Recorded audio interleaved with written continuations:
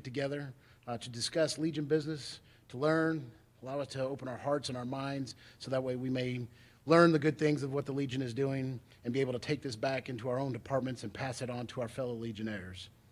And Heavenly Father, please protect the troops as they are serving abroad, protecting this great country of ours. In your precious name we pray, amen. During the 67th National Convention, Resolution 288 was adopted, which calls for designating a POW MIA empty chair at all official meetings of the American Legion, as a physical symbol of the thousands of American POW and MIA still unaccounted for, from all wars and conflicts involving the United States of America. With the POW MIA in place, let it serve as a reminder for all of us to spare no effort to secure the release of any American prisoners from captivity, the repatriation of the remains of those who died bravely in defense of liberty, and a full accounting of those missing. Please let us rededicate ourselves for this vital endeavor. Please join me in the Pledge of Allegiance. I pledge allegiance to the flag of the United States of America and to the republic for which it stands, indivisible, with liberty and justice for all. Please recover. Please join me in the preamble.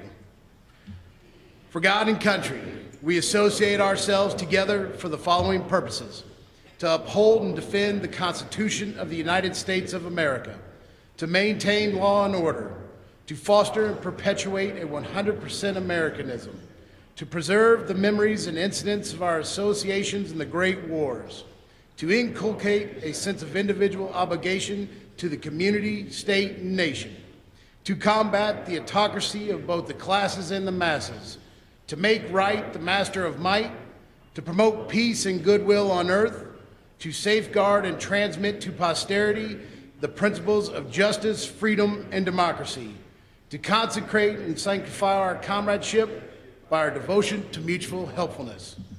Thank you. Please be seated. Well, ladies and gentlemen, it's an absolute pleasure to have you here today.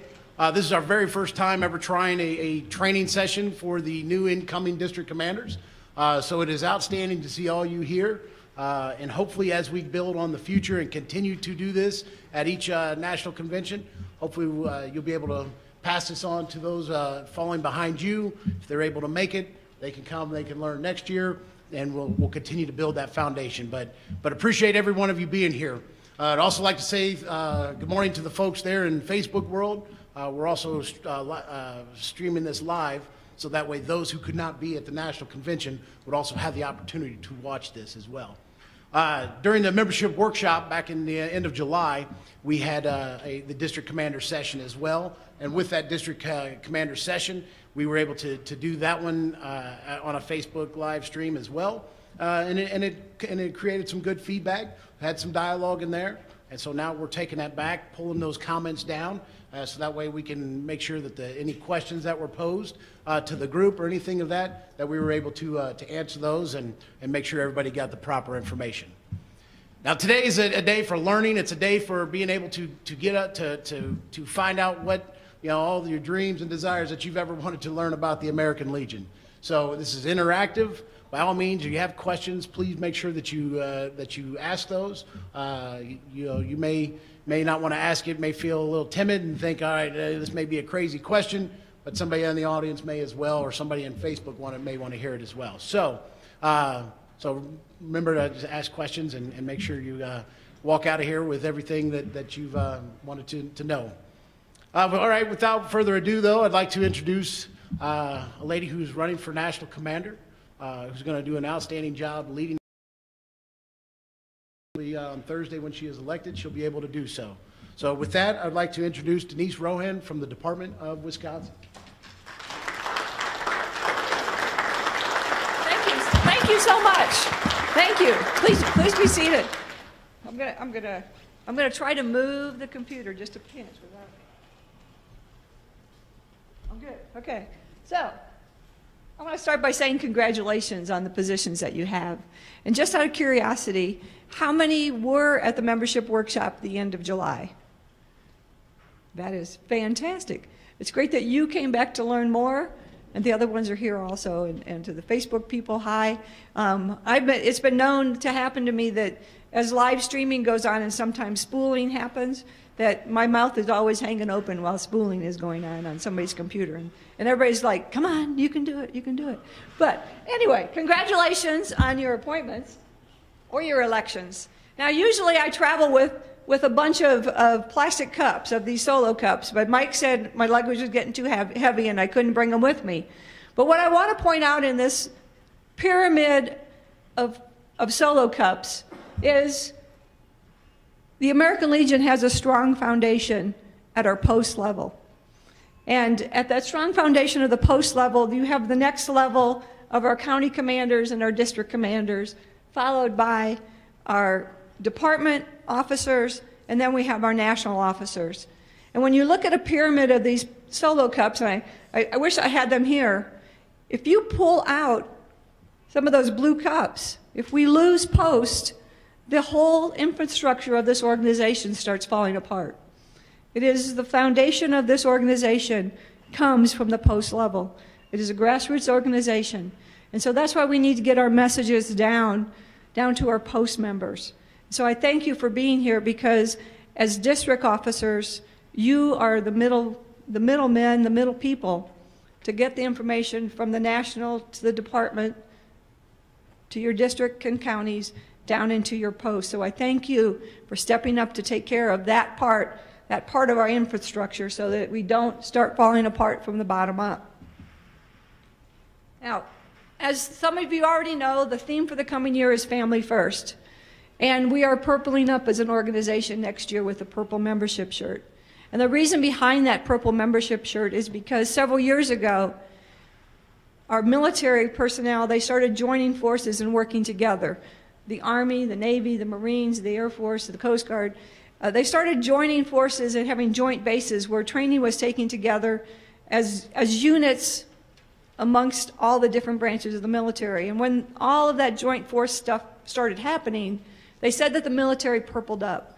Now, when I look at the American Legion family, the Legion, the Auxiliary, the Sons of the American Legion, and our American Legion Riders, it is so important that we join our forces and work together. So that's why I was thinking we need to purple up. Purple up not just amongst the American Legion family, but also to embrace our military personnel, our military families, our veterans' families. And it just so happens that the color for military kids is also purple. So by purpling up, we are showing that we are ready to join forces in our family with all the other. It's family first, and we are purpling up in the coming year. So I am from Wisconsin. People were expecting green and gold for the Packers. I don't know if I need to move out of Wisconsin into Minnesota because I picked that purple color, but there was a reason for purple. It was purpling up. So as a family, I want to talk a little bit about retention rates. Because as a family, people join the American Legion family on their own accord. They weren't born into the American Legion. They came to us because they were looking for another family to join. When we went through basic training, we knew that we had new brothers and sisters, and we had each other's backs during basic training. And now that we're here at home, we need to continue to have each other's back, which is what the American Legion does. So when I start looking at our retention rates, and that people are actually in our family, and for some reason they're walking out the back door and we're not going after them, I'm concerned that our national average of our retention rate is 86%. Now that's good, but that 86% is not counting the people who passed away. That's 86% that we're keeping, but that other 14 are just people who, for some reason, they get mad. For some reason, they just decide they don't want to be part of our family anymore. So one of the things I'm asking for in the coming year is to help improve our retention rates. Now, not everyone is cut out to be a recruiter, and I'm one of them. I can talk all day about the Legion, but to actually ask for that money, I have a difficulty with that. So I always take somebody with me who can close the deal, is what I call it. But when it comes to somebody who is a member of my post, who says for some reason they're not going to rejoin for the new year, I am the person who will go after that person and find out why and ask, what can we do to make a difference? And if it takes the fact that they're just not happy in the home that we have there in Verona, Wisconsin, and they just need to go to another post in a nearby city, I will help them transfer to that new post. But I do not want to lose them as part of our family because they are a brother or sister, aunt or uncle. They're part of us. So I ask you to help with our retention rates as we go along. Part of our retention rate is the fact that we have people in holding post at our department headquarters. I like to call it a holding post, but someone mentioned to me that it really isn't a holding post. It's kind of like an in-processing center. Because all of us during our military career, when we moved from one base to another, or one post to another, we came into one location, but that's not where we stayed. They moved us into our home, our permanent duty station, through a processing center. So you can call it a holding post, call it a processing center, but I'm trying to not call it the headquarters post because there's some people who think, I'm in the headquarters post, that's the most elite part of the American Legion, to be in the headquarters post. But in the headquarters post, they're not getting that feel of being part of the community. And bringing them in to be part of your personal community is what's going to make them stay and what's going to make them feel like they actually have a purpose for being part of this great American Legion family. Now, I know that there are some people who want to be in the holding post. There are some political officials, city officials, who for one reason or other do not want to transfer out of that holding post, and that's fine. And just help them understand that periodically we're going to pull lists off of MyLegion.org, and their name is going to keep coming up, and they may continue to get phone calls, and just ask, say, please understand, we want to make sure that you're always feeling welcome in your local community, in your local post, and please ask them to understand that. But please do your best to make people feel like they're part of our family and they're always welcome in your hometowns. Now, when we start talking about penetration rates, that is the number of veterans that eligible veterans that are in your communities, in your departments, that are joining the American Legion.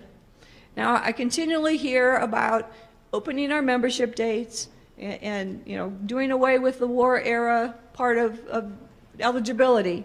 But when you start looking at our penetration rate across the nation, we are only average at 14.83% penetration rate of people who are eligible to join our organization.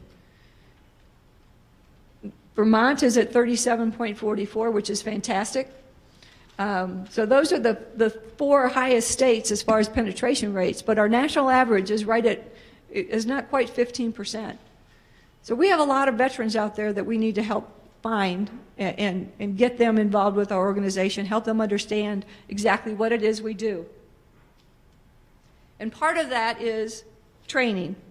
So we have the American Legion Extension Institute, which is being renamed Basic Training, the American Legion Basic Training, and very near future it will be free. I believe in September was the goal for the rollout. So far, since I think it was 2011, 2012, when that American Legion Extension training came online, 7,997 people have taken the online training course. And pretty soon it's going to be free. It used to cost $4.95. Part of recruiting, part of understanding, part of being part of the family, part of being leaders of this organization is to help people understand why they want to join and why they should be part of our family. And education and training, to me, is the best way to help explain exactly what it is we do. So I'm excited that it's going to be free. I'm excited for those 7,997 who have taken the class already. But please, when you go back to your departments, back to your counties and your districts, please help encourage members to start taking this training course. If you don't know about this organization, it makes it very hard to grow the organization. And while you're taking this course, while you're getting other people to take the course, I want you to always keep in the back of your mind, if someone asks you, why do you belong to this organization? What makes you keep coming back? That you have an answer to that question. Because as you're out recruiting, as you're out talking to people about how great our organization is, it helps to know the answer to that question personally. You can say we do wonderful things, but you can say we have our 4 pillars and we have all this fantastic stuff you do, but then you can close it with, I'm in the American Legion because, whatever your personal reason is. And if you find somebody who wants to join our organization for their own personal reason, and that's not your forte, if they're into baseball and you're not into baseball, get them hooked up with the baseball people in your post so that they can feel like they're part of something. Get them connected. So, I'm going to talk about the 100% American Legion family ribbons. Now, how many of you have heard of this, know about it, applied for it? Okay, there's a few of you. So we have the American Legion family ribbon, and what that ribbon is your entire Legion family amongst your post and your unit and your squadron, and if you have riders, them too. If you've got 100% membership in all of the aspects of the family that's in your home, so if you have just a Legion and an auxiliary and both of you are 100%, you would be eligible for the 100% ribbon. If you have Legion, auxiliary, and a squadron, all three of you are 100%, your family is eligible for the 100% family ribbon. And the ribbon this year will be purple. But I do want to, you can't see this very well, but last year there were 27 departments who applied for and received the family ribbon. So 27, and I'm sure across this nation, the thing is about the military, as you all learned, and as we go on into the American Legion family, there's a lot of jobs that aren't done until there's paperwork done. So there is some paperwork involved to say, hey, all parts of our family are 100%. So 27 departments, and I'm hoping that in this coming year we have 50 departments or 55 departments reporting that they're completely 100%. They have some post units and squadrons that are 100%. And then we have the Post Excellence Awards. And are you familiar with the Post Excellence process? Okay. So in the Post Excellence Awards, it's a matter of the post doing something within the youth activities in your community, a community service project. The post is working with veterans or veteran service organization, veteran service in their community, and their membership is one more member than what they had last year. Again, there's paperwork that has to be done, but it is up to the district commander to certify that that post has met those responsibilities, that they've done all of those necessary things. Now, in the last year, there were 16, I think it's here on the next slide, there were 16 departments who submitted Post Excellence Award information. Post Excellence is showing that we're actually doing what we're supposed to do as an American Legion family. I am sure everybody is doing these jobs. It's just, again, a matter of the paperwork getting done. As district commanders, I'm asking you to help get our posts recognized for doing what they do anyway. Now, as a post is working on the Post Excellence Award, it's kind of another way of hitting membership, because when you go into a post and you say, hey, I see you're doing this children and youth activities. I see you're out in your community doing this, and I see you're doing this interaction with the military in your area or your National Guard or Reserve. I see you're doing all of that, and you're just one member short. And that means you're just one member short of receiving the Post Excellence Award. And wouldn't you love to have the Post Excellence Award and be the department with the most posts that receive the Post Excellence Award in the coming year? So it's kind of a way of talking about membership, but you're really talking about all of our programs. Oh, and by the way, you're just a couple people away from receiving another recognition from the national organization. So I'm looking for the number of posts who get Post Excellence Awards to be increased in the coming year. And now for those of you who were there at that training in the end of July, one of the things I realized when we start looking at our membership, and there are so many people who traditionally pay after the first of the year, for some reason or other. We have the people who are paying early. They're paying right now. They got their first renewal notice. They send in their checks. They're paying, and God love those people. We call them walk-ins because they're the easiest people to get. But for some reason, we have people who traditionally will not pay until after January. They traditionally will not pay unless somebody comes to their door or calls them on the phone to come get their dues.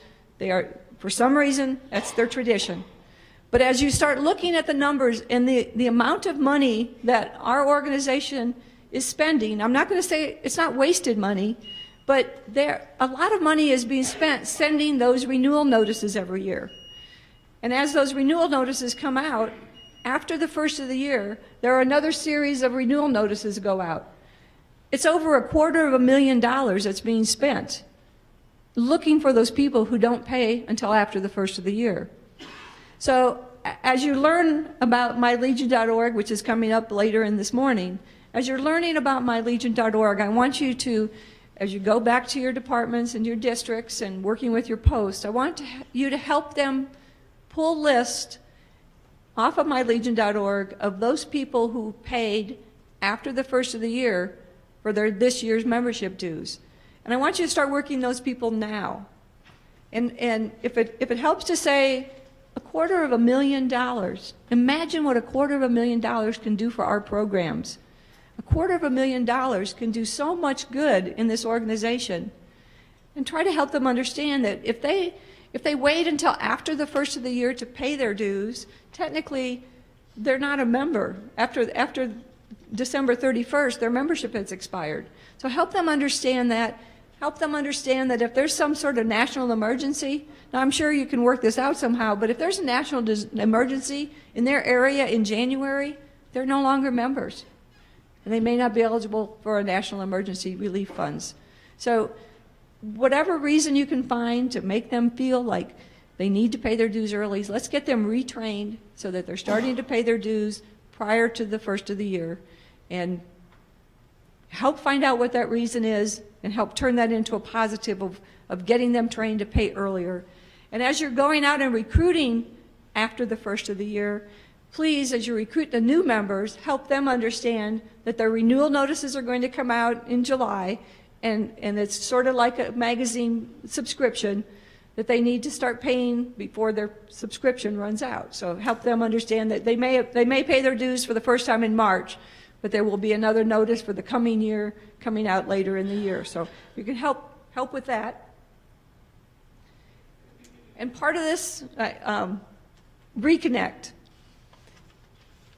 Reconnect, and I like to call it connect. It's a process of spending time with our military families. Being there for yellow ribbon programs, being there for deployments, being there for welcome home ceremonies, just being there. There's a GI Josh program that the Sons of the American Legion has. In the last several years, there have only been about 9 departments out of 55 who are reporting that they're doing any interaction with our military personnel. 9. I am pretty sure that all 55 of our departments are having an interaction with our military personnel. Now, there's a spreadsheet that your department commanders will be getting, and there's points, a point value toward prizes for meeting membership goals and meeting all these different goals throughout the year. And one of the columns in that worksheet is reconnect points. Only 9 departments. There's a maximum of 5,000 points that can possibly be awarded for doing reconnect activities. In the membership book this year, there's on the back page, there's a new form that was added to help remind you to report your membership, your reconnect activities with your military personnel. It is a wide gamut of options that you have, but I know you are working with our military people and their families, and you're doing that reconnect efforts.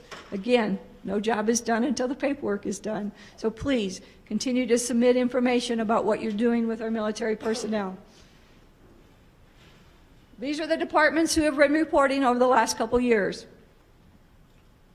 Only Georgia is the only department who got the 5,000 maximum. So congratulations to Georgia. But like I said, I know for a fact, I have been places and seen the work that's being done, and it's not getting reported. So please continue to report that information. Veterans Day. Veterans Day will be a perfect time to invite your military personnel. Now, Veterans Day this coming year, or this year, I guess, this November is on a Saturday. And I am positive that most posts across this nation are doing something for Veterans Day. So having it be on a Saturday, having people become more and more familiar with social media, I am hoping that the American Legion will throw the largest Veterans Day services, largest Veterans Day dinner that this nation has ever had. So starting out on the East Coast, going all the way to the West Coast, and for the foreign departments, I know that you are doing things across the globe. I am asking the American Legion to invite your communities into your post homes. For the last 2 years, our national commander has been doing awareness walks in the communities, and a lot of you have been part of that.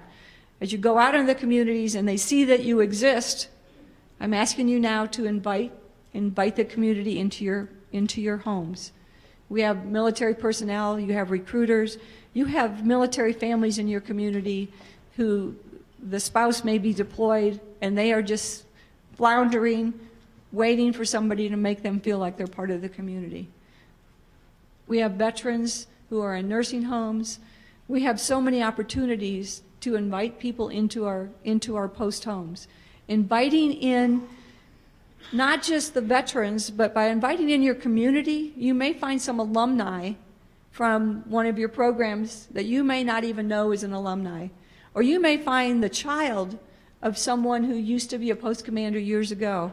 And as you bring people into your post and you start talking about the things you do, there is a good chance it's going to help build the information for your 100th anniversary and for our Centennial, because you'll be learning more about how your post has touched people in your community. So I ask Veterans Day, the media and communications group is in the process of putting together a press package that will go out, but in the very least, we need to be posting on that the American Legion is trending on social media, and that's how we'll know we're successful, to get the word out that the American Legion is taking care of our veterans and their families and our communities across the nation and across the globe. So, then we start talking about our consolidated post reports. And again, the consolidated post report can be filled out online using MyLegion.org. And as leaders, I'm asking for your help to help your post report that information. And I also want to make sure that as leaders within your district and within your departments, there are a lot of districts who have their own funds and who are doing activities as a district, and there are departments who are doing activities as a department. And some of those funds and some of that time spent is not getting reported on a post level. It needs to get reported at least on the department level. So as you go back, make sure that that information that your district is doing, that's not being reported by a post, and the information that your department is doing gets reported back to the national organization. Now, it's important because when the national commander sits before Congress, before our legislators, and we ask for things to take care of veterans and their families in our communities, it's important for us to be reporting back what we're doing. Because we are not just there saying, give us these things. The national commander gets to sit before our legislators and say, here is a report of what the American Legion is doing across our country. And it is a report of the millions and millions of dollars that the American Legion family is saving our federal budgets and our state budgets. And by all of the work that we're doing, we're not asking for a handout, we're asking for the benefits that we earn. But we're also showing that veterans take care of each other, we're taking care of our communities, and that we are putting millions of time and effort back into our communities. And when they start talking about the VA healthcare system and some legislators talking about closing down VA hospitals, when you show them how many hours and how much money is being spent and saved by the volunteer services that the American Legion family is giving back to those hospitals, if the VA hospitals weren't there, all of that savings would be gone. All of that money, all of our time and efforts wouldn't be there, because we wouldn't be going into just community hospitals doing that kind of work. So we are saving millions of dollars, and that's part of the reason why it is so important that CPRs, the consolidated post reports, get done. They can be done online with MyLegion.org. But as leaders, I ask you to please help track, help post that think they haven't done anything because they've done something, Help them do that reporting. Now, a lot of people say, well, what's in it for me at the post level? Because a lot of posts just think, I'm here at the post. What's in it for me? Well, if you print out the consolidated post report and you give a copy to your mayor, you give a copy to the school board, you give a copy to prospective members, you can copy that, give it to the adjutant general from your department, the department level one where they roll up all the stuff. If you share that information, I can't understand, if you show somebody all of the wonderful things we do at your home post, why wouldn't somebody want to be part of a great organization? And if you have some prospective members who don't, I'm not sure, carry a copy of a consolidated post report with you and show them. Show them what you're doing in your community. I can't imagine anyone not joining. Now, in our district, we have a lot of posts that are like neighboring posts, or there are people who live in between two posts, and you try to decide, you use MyLegion.org, and you're trying to decide which posts you want to recruit them to. What we find ourselves doing in our district in Wisconsin is we would print post-consolidated reports, and we would talk to that member who lives in between two cities and say, this post is doing this and this post is doing this. They're both fantastic posts, and help them decide based on their own interests which way they want to go and help them get connected. But the consolidated post report is more than just a tool used at the national level. It is a tool that can be used within your own communities to take care of your own recruiting efforts that you may need. So, my goals for the coming year is basically what you saw. You were all given, your departments were all given membership goals for the coming year. But I believe that by training people about what the organizations are all about, by working on just retention, working on taking care of our families, working on making sure that everyone has a job, everyone feels like they're part of a family, that's going to make a difference. Now, I always end with the same thing because it really, every single one of you have something very special in your heart that makes you care and makes you keep coming back. And I am so proud of all of the work that is being done across this nation, because I have had the opportunity in the last 2 years to visit every department. It is fantastic what I have seen, what's going on, and I look forward, if elected on Thursday, to come back to your departments and visit and see even more. But you all need to be so proud of the difference that you are making in your communities. And as leaders, it is your responsibility to take what's in your heart, take that seed and plant it in as many people as you possibly can, and nurture it and help it grow, because that is how we carry the legacy forward of this organization. We are almost 100 years old. We are almost 100 years old, and we need to be 100 years old, 200 years old in 101 years. Now, on Thursday, during that election, we are going to be remind the nation that the American Legion, since its founding in 1919, has been an all-inclusive war-era veterans organization. Gender didn't matter, religion doesn't matter, and race doesn't matter. A veteran's a veteran, and we are going to be showing the nation that one more time on Thursday, if the election goes as we hope it goes. So I thank you for what you do, and thank you for taking care of the American Legion family by the positions that you've taken on for this coming year. So, do any of you have questions for me? Ooh, arms. Okay, we'll start.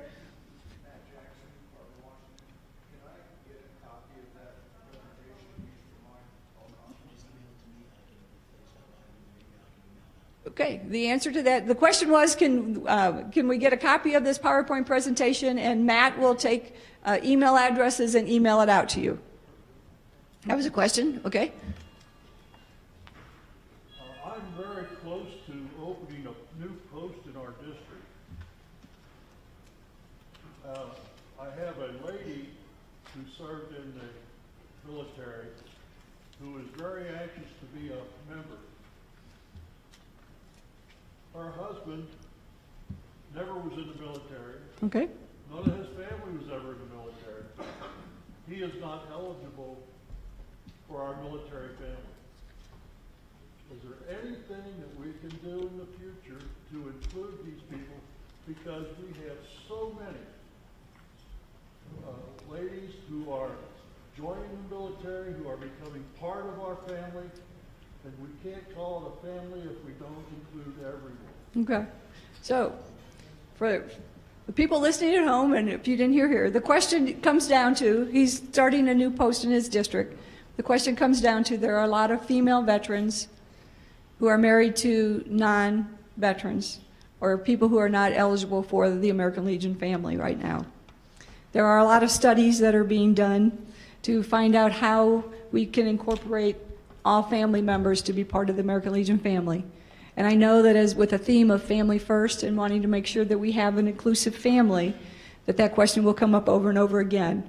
Studies are being done to find out how within our charter and within tax laws and all those other things that are involved, studies are being done. But right now, I ask female veterans who are married to non-eligible veterans of this organization, you say, what are we going to do with those spouses, those husbands? I say, love them, welcome them into the family. They may not be able to be dues-paying members, but please allow them to be part of the family, even though they're not allowed to pay dues right now. And I know there are some state rules or regulations that may keep non-members from just being able to come into your post, but I'm hoping that you will continue to welcome people who want to help the American Legion. If you want to help and your heart is in the right place, even if they're not veterans, if they're not even married to a veteran or a member, allow them to help and be part of what the great things we do. And when we're loving them and we're taking care of them, part of that may be that you have a special award or a certificate that says, thank you for being such a great supporter of the American Legion. We do continue to study to figure the answer to that question out. There is probably an answer, but we have to get the answer right, which is what the American Legion does. We have this fantastic staff that does all this hard work. We're a grassroots organization. Resolutions have to come up from our post up through the districts to the states. A lot of studying is being done. The American Legion doesn't just come out and go, oh yeah, we can do this. Because sometimes when you say, that's a great idea, let's do it, there's something that comes out on this side that pops out and becomes a problem. So there's a lot of studying that has to be done before we can just do something. So it seems like sometimes it takes longer, or it may seem like a long time. Studies are being done, but right now when someone asks me, what do we do with the spouses of female veterans who aren't eligible for membership, I say, love them, welcome them, let them be part of our family. They're just not going to be due-paying members, but welcome them and let them be part of us. That answer? It's not a real good answer. It's the best we got right now. Unless you got, okay. I saw another question. Yes. Oh, you're there.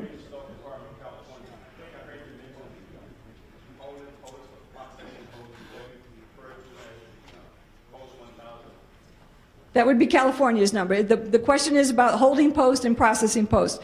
Pretty much every department has a different number for their headquarters or processing or holding post. Every department has a different number. But yes, it's those members who join usually through the DMS program, the direct membership solicitation. So it's those members that we're trying, I'd like to call it an orphanage because they're out there, they don't have a home yet, and we're trying to get them into a home. Jim Clover, the great state of Louisiana. Louisiana. Question, we are about to open a new post. It's a veteran home. And realizing that we have to do programs. What is it that we can do to help them with the program? They're in the veteran home already. And we have 15 members now who've already signed the charter and they're ready. What can we assist them in being part of the organization? So you have a new post home in a veterans home. Yes. And you're trying to figure out what they can do to be part of the community? Yes, part of the family. Part of the family? Yes. Wow. Do you have an auxiliary unit in that facility too? Not yet. Not yet, because it would be a big family. Well, one of the things you'll hear me say is, if you're not dead, you're not done. So it doesn't matter how old you are, you'll have some mission in this family. Now. I wasn't referring to the old. I was referring to they are in a location already. Oh, okay. So they're not doing the program. So what can we do as a department commander in order to assist them and provide them with programs that they can do? Oh, programs that they can do. Holy smokes. Do they have access to the internet? Yes, they do. I'm going to put a plug in for legion.org. There are so many programs that they can do. One of the easiest programs, I always think one of the easiest one is school awards. It's one of the least expensive ones, I think, that if you have a school in that community, to get with the teachers there and find students who are excelling in Americanism, and so that's one of the easy programs. Do they have room in that facility, in the building that they're in, to possibly host a blood drive? Yes. Blood drives are the second, as far as I'm concerned, one of the second easiest things for a post to do, because with a blood drive, you have the Red Cross or you have the blood unit in your community who will come in and assist to do that, where you just have some volunteers who may be serving cookies or helping with registration and things like that. So if you look on legion.org, you will find all kinds of what am I looking for? Assets for you. There are brochures, but do use legion.org, and that will get you connected. Yeah, we go there all the time and participate with them. Okay. They're going to become a nine post or a chapter there. So we want to know what it is that we can assist them, because the family is based on programs that they're working. Okay. We go there for the Halloween safety. We go there for Veteran Day. We go for all kinds of things trying to help them. And now they want their own post. So now what we're going to do is assist them. So we're going to take turns on who pays their dues and everything like that. So what are we going to do with that? Legion.org. Legion.org. Yep. Thank you. You bet. Yes. Are we doing okay? Okay. I'm a chairman in my district for the nursing homes. Okay. And my budget is 36 cents per person for my nursing homes and shut-ins. I was out soliciting funds, and I ran into a shoe store. And the lady in the shoe store says, I want to help. I'm thinking, well, there's $20. No, she put a box in the store for people to put gifts in for veterans in the nursing homes. Wow. 2 days later, she calls me and said, I put 20 out in the community. Her friend, her cousin, is a submariner in Cincinnati. We're close to Cincinnati. And they sent $236. The Cincinnati police found out about it, and they wanted to visit these people in the Dearborn, Ripley County area, and they contributed gifts and so on. My point is, we give out to the community, but the community would like to give back. There you go. In some cases.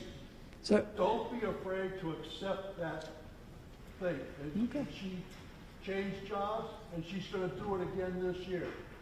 Fantastic. So the point is, we give to the communities, and the communities want to give back to us, and that's fantastic. So we have in the Cincinnati, Ohio type area, there's people who want to help, and there are people who want to help, and maybe the two of you need to talk to each other about how that can all work out. That the communities getting together to help a post become a successful post too, which comes back to that Veterans Day celebration, inviting the communities in so they can see what we do and they can understand how they can help also be part of our family. Okay. Oh, yep. One more. Revitalization State of Ohio. I'm paid up for life, and I'm also a life member at the VFW. Getting back to this gentleman's question about the ladies and their husbands, have we ever contacted the VFW to see how they're doing it? Because they now have male auxiliary. Yes. So, do you want to take it or it's shall I? auxiliary, but the male are allowed to sign up for the auxiliary. The American Legion's auxiliary has a separate charter than us. So, no, the VFW's auxiliary is under the VFW charter. So it's a different, the organizations are structured differently. The American Legion Auxiliary is the nation's largest women's patriotic organization. That is how they are chartered. So it would make it difficult for them to bring males into that with that charter. So again, it's being studied. It's being studied at all angles to try to figure something out. Oh, got another question. One thing might help on that is, you know, most of your male spouses, one of them may have a granddad or something who's not going to be able to go to their son. Civil War, whatever, you go back as far as you want to go. Okay. So the comment is looking at grandparents and things like that of the male spouses. There was a study that was done about 5-6 years ago. At that time when that study was done, 85% of female veterans, if eligible female veterans, are married to eligible male veterans. 85%. So it's a 15%. That's 15% of the women veterans that we need to figure out the answer for that. But it is an issue, but it's not. I'm not going to say it's not a giant issue, but it is being studied because we continue to study and look at those numbers and try to figure something out. So. Morning, Libby, Utah. On our application, what do I tell my veterans that do not qualify for these things? Because we have so many in southern Utah that want to join, they're willing to work with us, but they want that membership, and right now we cannot grant them that. You want to take it? The question is, for what do we tell veterans who are not eligible within our cutoff dates for eligibility? Yeah, and with that, the American Legion, when it was founded as a wartime veteran service organization. So that's why we have those dates in place. You know, unfortunately, there are some who fall outside of those dates, and you know, there are 144 service organizations that cater to veterans. Each one a little bit different. So unfortunately, we're not the catch-all to be-all. You know, hopefully, if there's a date that they, you know, with the Legion, you only need 1 day of active duty service within that period. So there are people that I have talked to who went to basic training on May 7th, 1975, and served till 1979, and that is what qualified them, just because that was their first day of basic training. What to tell them? You know, thank them for their service. You know, there's nothing that says that they can't participate in things going on at the post. They just cannot be a dues-paying member. But you know, and it's something that's always being looked at. There are resolutions that come forward, and if the delegates of the National Convention decide that, hey, we need to change our eligibility dates, that's the process that it would take. Thank you. All right, ladies and gentlemen, great questions. You know, good way to start off. You know, really appreciate leading candidate Denise Rohan. So let's all give her a round of applause. That was great information. Thank you, Denise. Yeah, and this is an outstanding time to have the leading candidate that, as district commanders, that you guys are working to assist. So it's great to hear her message, to find out the expectations, to find out what the needs are, and the vision that she sees this next year. So that way you take this back to your post, so that way they know the vision as well. Our next guest is Mark Shreve from the Department of Georgia. Mark is going to talk on a couple top topics. It's going to be post-analysis, and he's also going to do a portion on the district revitalization. Now, for those of you who may not know Mark is also a past Race to the Top winner. How many of you know what the Race to the Top competition is? I see some hands. So the Race to the Top competition is an award that, as district commanders, you can earn and win by being at 100% by a certain date. So you're looking at being at 100% by the March target date. You're eligible for the race to the top. With that comes along a paid trip to the national convention, catered to, receive your award on stage.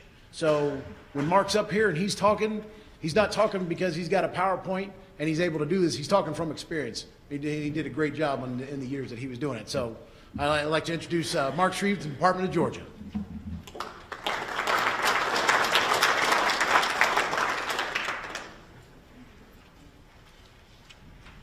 Good morning. It's good to see a lot of people in this meeting this morning. So, as a district commander, I served for 3 years. I was pretty much a failure my first year. I'm going to be honest with you, because honesty is about who we are. But in the second 2 years, I was raced to the top both years, back to back. And it was because I did a couple of things. I learned. So I have 2 high-value behaviors that I have personally, because it starts with you as a district commander. It's not the hat, it's you.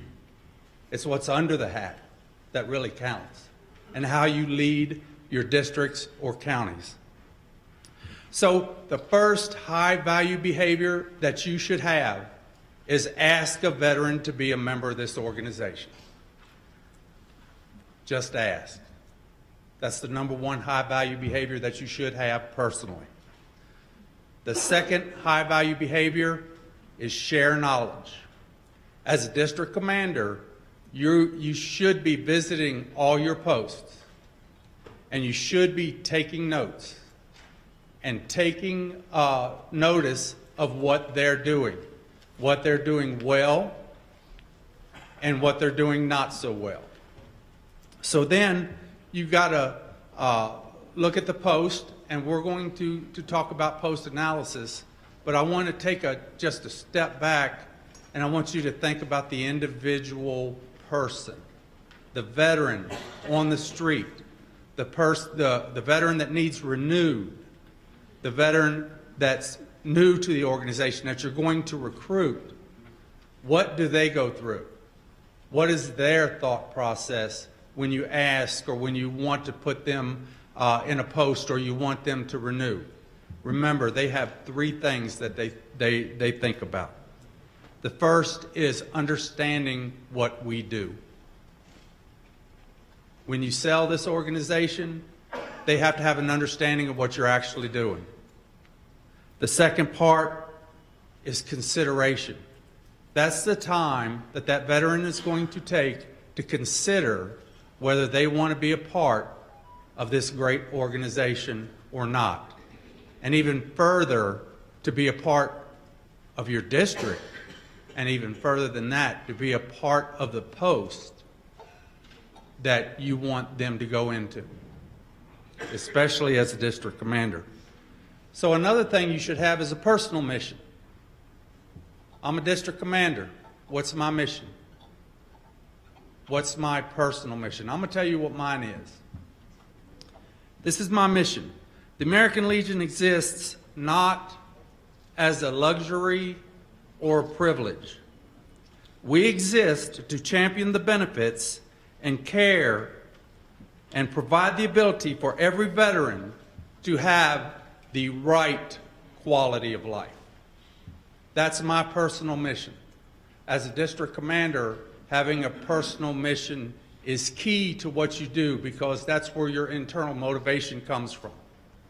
Because you're going to have a lot of discussion with your posts. You're going to have a lot of problems. You're going to have a lot of questions. And some of them you're not going to be able to answer. Even today, I still carry my district commander's guide. I carry it with me and I use it. Because if I don't know anything, this is going to give me the majority of the information that I have. I'm sorry it's upside down, but I use it. So we're going to go over 3 tools today. 3 tools that answer some of those questions, and I want to share with you. So the first tool that you have, and it's outlined in your district commander's guide, is the post-responsibility audit. there's a process when you do this post-responsibility audit. So this is what we want to do, is really find the truth, find out what's really going on in that post. But there's a second part of that. What does the post really think of themselves? So when you do a post audit, take a blank one with you. Give it to the commander of that post. Let that post fill out his own personal post-responsibility audit. Let him grade himself. But in the meantime, you're grading the post as well. And at the end of that meeting, have a one-on-one with that post commander and compare notes. Guess whose notes are going to be more accurate? Yours. Because he has he or she, the post commander, is going to have a blinder of exactly what their post is doing. They're going to have a predetermined thought process of what their community is doing. And so when you compare those notes with that commander, you're going to have to be prepared to discuss what your thought process is. And where do you get that from? You get that from your experience. Your experience at your post, your experience at other posts that you have visited. You're going to compare those notes, and then you're going to look at the rating. No participation. We have posts out there like that, right? Poor, below average, average, above average, and excellent. It gives you a chance. It's an opportunity for you to help grow that post. Because when you find out what the issue is, that's the first step on resolving the problems of that post. So follow the principles of the preamble. We got up and we said the preamble this morning, correct? And you have some posts you go to their meeting, they're not even going to say that. But the preamble really means something. And understanding the preamble and what it means is important. Good youth programs. And these are not just American Legion programs. These are programs that are dealing with the youth. They can report that on their consolidated post report in some form or fashion. However, you're going to make that judgment, and they're going to make that judgment, and you're going to compare notes. Members are interested and active. What is your thought on what is the participation rate at the post? If there's 100 members of that post, and there's only 20 at a meeting, is that good or bad? You see, we have that difference. And the same difference is going to occur with your post commanders. Your post commanders is going to say it's bad. But if you're in a rural area, or depending on the environment that you're in, that may be great. That may be great. So as we go through these tools, you're going to analyze that. And you're going to look at that, and you're going to determine what that really means to that post and what that post needs to have to be successful. So then we're going to look at, is it a real asset to the community? You know, there's really two rules of thumb with our posts. They're either very isolated or they're very active. There's very few that are in between. Post is a community center. You know, that's something that you look at as well. What are they doing to bring the community in versus going out into the community and doing things within the community? It has to be a shared event. There has to be both for it to be successful. Veterans needing help are helped. You know, that's really a no-brainer. If a veteran walks off the street into the post, they should be helped. But there are posts that will turn people away at the door. But that's not what the American Legion does, and that's going to be a part of your analysis as well. Has a business-like operation. I really like that one, because the more lax that you get in following the rules of the meetings, people tend to start drifting away from your meetings because they're investing their time to come to the meetings, and you have to add value to their time at the post level as well at the district level. You have to be able to have the opportunity to add value to that veteran. Because if you're not going to add value to their quality of life, then they're just paying dues. It's as simple as that. It's a friendly place to be. I always use one, and I'm not going to say what state it is, and this is what I told my districts and at the state level. I walked into a post one time. I was on vacation, and I was excited to be in American Legion. I wanted to see all the posts. I've been in posts everywhere I go. I try to go to a post. I was in a post in West Virginia not too long ago, and I loved going in there, and they treated me great. But I walked into a post one time. Everybody's sitting around. Nobody greeted me. I had my hat on. I guess they didn't like Georgia. I don't know. And nobody said a word. Nobody gave me an opportunity to see what they were doing, what events were going on. I just turned around and walked out. And I probably, if I'm on vacation in that town again, I probably won't go back to that post. That's how your rank and file veterans feel if they're not welcomed, if we don't have friendly places for our veterans to walk in. Remember, the number one thing that veterans look for when they join an organization is camaraderie, is being able to have that same feeling that they had when they served. And that camaraderie is what we're about, is being together, being the family like Denise had said. It's about that family. So it's well thought of by the community and is well thought of by veterans. That's pretty simple. So like I said before, as you get the post score, you determine what it is, and instead of bashing them, look at it as an opportunity to improve. It is absolutely an opportunity to improve. Because no post has stood for any period of time and not done good things in their community. And so as you go forward, see this post responsibility audit as an opportunity to help. Now you've done this, they've done this, you have your meeting one-on-one, this is when you get to be helpful. This is where you add value. Because of your leadership and your experience, you step into their shoes and you give them advice. And you help them to overcome any problems that they're occurring. You may not be able to help every one of them. That's where you go to your state level. But you're their intermediary to help them and assist them. And you put your arm around their shoulder and you say, I'm going to help.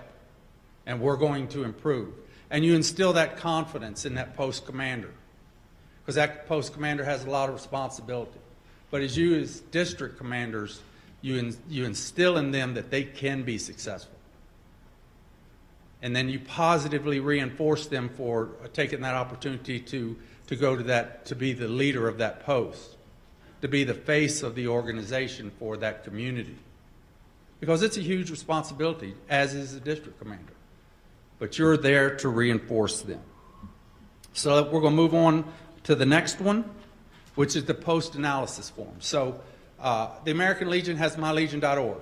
It's a great tool. It is an absolute great tool, and it's data-rich. It has a lot of data, and we get data that flows through our state headquarters and through our posts, and we're collecting all this data. And even though we're data-rich, we've got to take time to analyze, to find out what's going on. A suggestion is when you go to a post visit, go a little early. Go to where the veterans hang out in the community. Stop and talk to them. That's how one post that I created in a town in Georgia, what I was hearing was, because we had two posts in that town, and what I was hearing was from the veterans, I don't have a place to go. I said, well, we got 2 posts. And they said, well, both those posts have bars and they both smoke. And I don't drink and I don't smoke and I'm a good church-going member and I really don't want to be a part of that. I'm like, okay, that's fine. I got an opportunity. I opened a post in the church. I opened one in a church. It's one of the largest posts in the district now. So you have to be able to analyze what's going on with your veterans in your communities. So this is where the post-analysis comes in. So you have the post-analysis form. And this is really where you have the second tool where you sit down with your post leadership. And one of the things is, let's just say this is not all on your shoulders. You have your senior vice, you have your junior vices that are there to assist you. So it's easy to fill out department of whatever state you're from, what post, what number, what location. Let me be real clear on this. Fill this form out. Nothing's more effective than when those post officers are sitting with their district commander and they're seeing you writing notes. They're seeing you filling out these forms. Because when you're investing that time and writing stuff down, they feel like you care. So the date of the visit, who you are, who the commander, who the adjutant is, and then just ask the simple questions.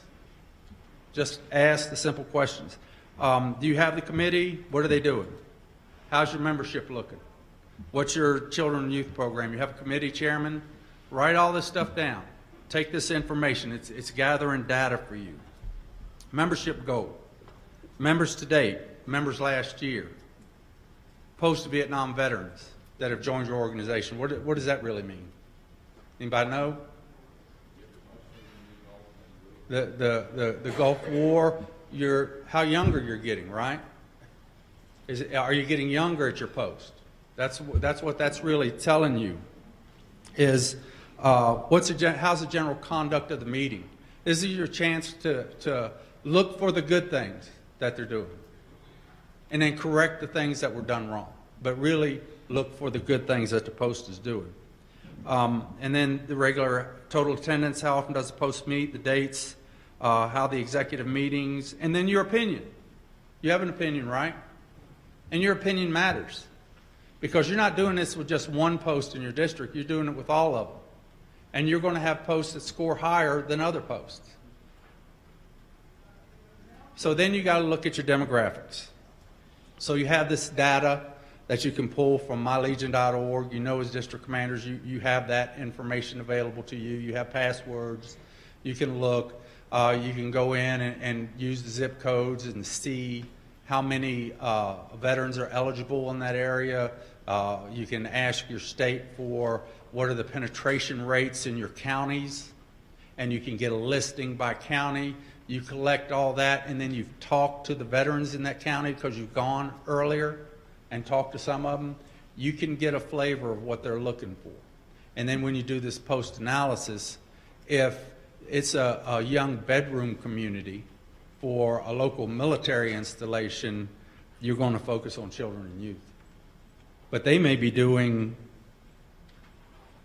other committees, right? So then that's your opportunity to give the right advice. Let's get you in the right direction that you need to go in. Let me help you to help yourself. And so you do this analysis, you see what the other posts are doing, you see where your gaps are with your post commanders and your post officers, and then you can insert yourself to fill that gap with whatever advice, whatever education they need. Remember what the second high value behavior was share knowledge. What one post is doing well may be something very good for another post, and they might even could be able to do it better. So each post likes to be their post. Each post thinks their post is the best. But as a district commander, you have to be able to gain their confidence to say it's about the American Legion as a whole. This is that step to bring everything together. You're that linchpin that brings the national organization, that brings the state organization to the post, and educate the post on the things that are going on within this American Legion. So that's your post-analysis. Like I said, you have a lot of data, and you just sit down there and think. the more time that you think about what that post, what you can do for that post and how you can assist that post, the better off you're going to be. And what happens is there'll be a transition of, instead of you giving them advice, guess what's going to happen? They're going to start giving you advice. Because as they gain confidence and they're starting to see that success because of what you told them, you have to hand that off. You have to hand that off to them and let them carry that torch. And then you step back because it's their post. And they need to get the credit for it because they're doing the work. But all you have to do is engage them and engage those officers and have officer training and hold officer training and be knowledgeable yourself. Don't try to fool anybody and go in there because you're a district commander and think you know everything. Remember, I'm up here and I'm not going over this with you without this book in my hand. I'm going to find the answer even if I don't know the answer. So the 2 high-value behaviors of a district commander: just ask, right, and share knowledge. Those are the 2 high-value behaviors. My last part of this presentation, and I know that we're over our time, but we train to standard, not to time, right? Anybody ever heard that before? So that's what we're doing here. So I want to make sure y'all know that. So as we look at that, why revitalization? Why should we do it? It is so beneficial to you as a district commander. You should be begging for revitalization every single year. The first year I told you, I did what? I failed, right, as a district commander. The second 2 years, I was successful. This is one of the major components of my success, was district revitalization. Not only did it help me in the current year, but it helped me the next year as a district commander. So it's the best opportunity for you to support membership growth. This is where you as a district commander are in charge of the event for membership for all the posts. This gives you the opportunity to be involved in local membership activities.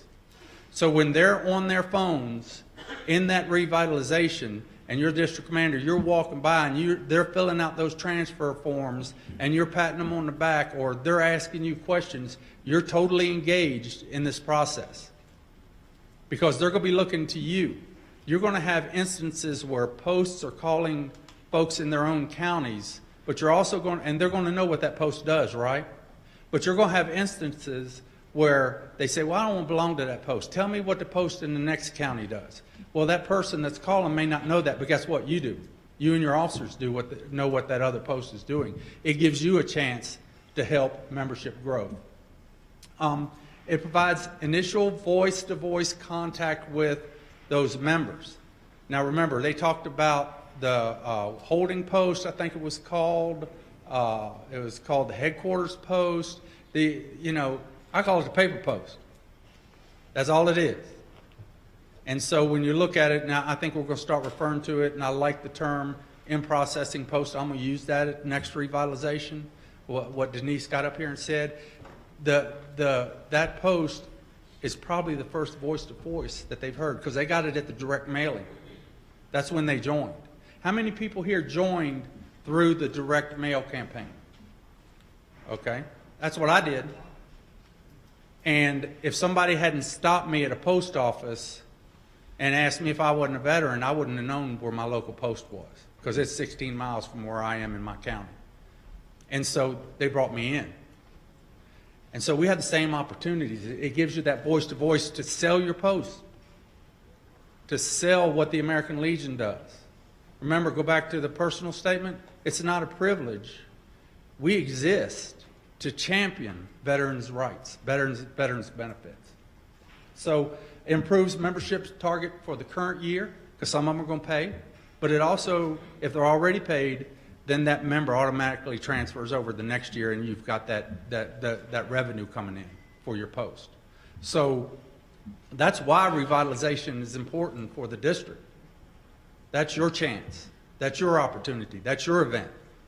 You can make that happen and you can improve membership across the board. But what do you got to do? So with every event, you got to do some things. So you got to plan. You got to set your dates, locations, schedules, and zip code ownership. If you have 2 or more posts in the same zip codes, you're going to have to be able to address that up front before they come to the revitalization and let them know how you've separated the zip code sheets. And then they're going to need to know and give the people that they're talking to the opportunity for either post. So second is coordinate with national headquarters for letters and postcards, because they're going to get them. They're going to put your names on them as the point of contact. I still get cell phone calls like, hey, I received this from you like 2 years ago. You're going to get them, right? And it's going to be on your personal cell phone. But I would rather have that than go out and make a cold call. I would rather have somebody call me and want to be a member. Develop a support plan. When you bring people in, make them feel welcome. They're your workers. They're the people that are going to improve the district overall for you, so make them feel welcome.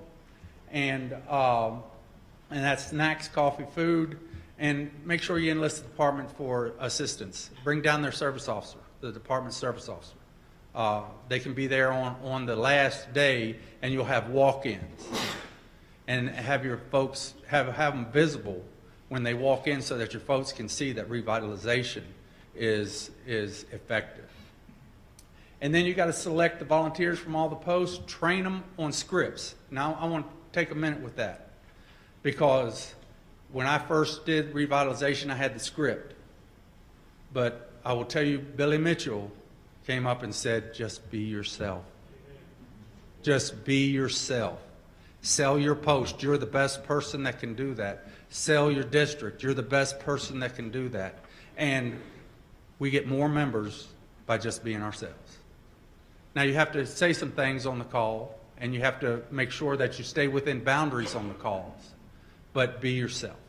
And sell your district and your posts that you're trying to revitalize. Cell phones, I talked about that. Well, what we did, and we have some of the, we work on Thursday, Friday, and Saturday. And so the people that work, and we didn't have a lot of people with computer skills. So we asked some of the SAL to come in, and they sat at a little desk, and we provided laptops. And if we didn't have a phone number on the sheet that they sent us from National, they looked them up. So all our folks just could continue to call, and they didn't have a stopping point. So we're able to continue the momentum with getting calls. We had a bell. Every time somebody transferred somebody, we ring that bell. Bam. And that just kept motivating people. So doing that as well. Keep your records. Keep them organized. Don't lose the green sheets from transfer forms. That's something you got to take back to your posts. And use the time for calling, and resist the temptation to have a meeting. You got everybody there, and some of them you may not have seen, but you're not there for that purpose.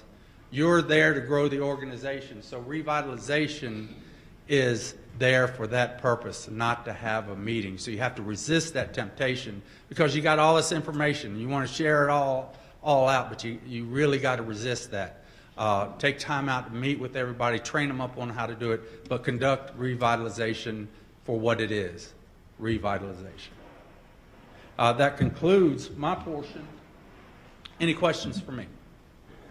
Yes, ma'am. This is more of a comment than a question. Okay. I'm the oratorical chair for the state of Nevada. Get out there and talk to your post commanders and get them involved in the oratoricals, because you a lot of times get in with those children that are out there in the high schools that have military parents, so that you can work with them and you can pull everybody together in the community. Thank you. Any other questions? Yes, sir. My comment to revitalization, one of the most important parts when I start talking revitalization with my post is that they don't understand the word revitalization. So when we have a training session such as this, my suggestion to help out the district commanders to take it back to the post, give a new meaning to what is revitalization within your agenda plan, so that you can explain in detail what each step is of the revitalization. Because I hear it all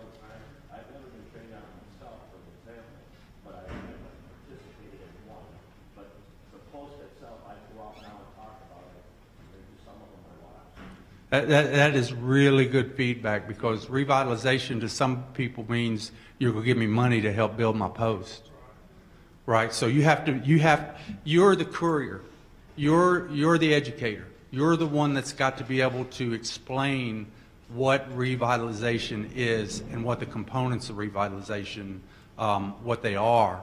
And for you to take that message to the post, you're going to absolutely get that question every time. Because guess what? They're transitioning commanders out. And if you do it 1 year, 2 years, 3 years, you're going to get that question over and over again. So you have to be prepared to educate them as they assume that role on what revitalization is and what it's not as well. Good, great question. Yes, sir. Jerry Libby, Department of Wisconsin. Just want to make sure I have a clear understanding. There's been discussions different ways. I realize the charter, 1 day of federal active service. In the event you have an individual with just that, 20, 21, 22 years in the National Guard or Army Reserve, no other federal time served. And a Legion post has 80% of true members, maybe 90, maybe 100. I know we're not supposed to solicit for people, and I realize the IRS says you have to maintain, I believe in all states, all departments, 75%. What is the national rule or opinion on not soliciting those people, but if someone comes to a post and says, I'd like to join your post? And so you're talking about a person that does not meet the requirements to be in the American Legion? Right. Okay, Matt, you want to address that? With you, it's not an opinion from the national organization. It's stated directly in the National Constitution and bylaws. So for someone to be a member of the organization, they have to qualify with their own military service. Having somebody come in and sign up that is not eligible to join, you mentioned it yourself, you could set yourself up for IRS penalties and other things like that nature. But yeah, not, like I said, not an opinion, but the National Constitution states that for one to be eligible, they have to serve during certain war periods and serve on federal active duty time. Yes, sir. So what you're saying is the American Legion does not have associate members. Is that true? That's correct. Okay, thank you. Yes, ma'am. Hi, Barbara Burdett, West Virginia. Yay.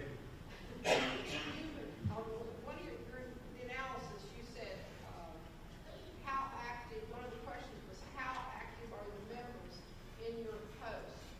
And one of the questions you said in 100 a membership of 100 people, where 20 were there, and you said, "Is that good? That's great." What is the worst? That's one of the hardest things that I find is the lethargicness of getting people to come to meetings and actually be involved.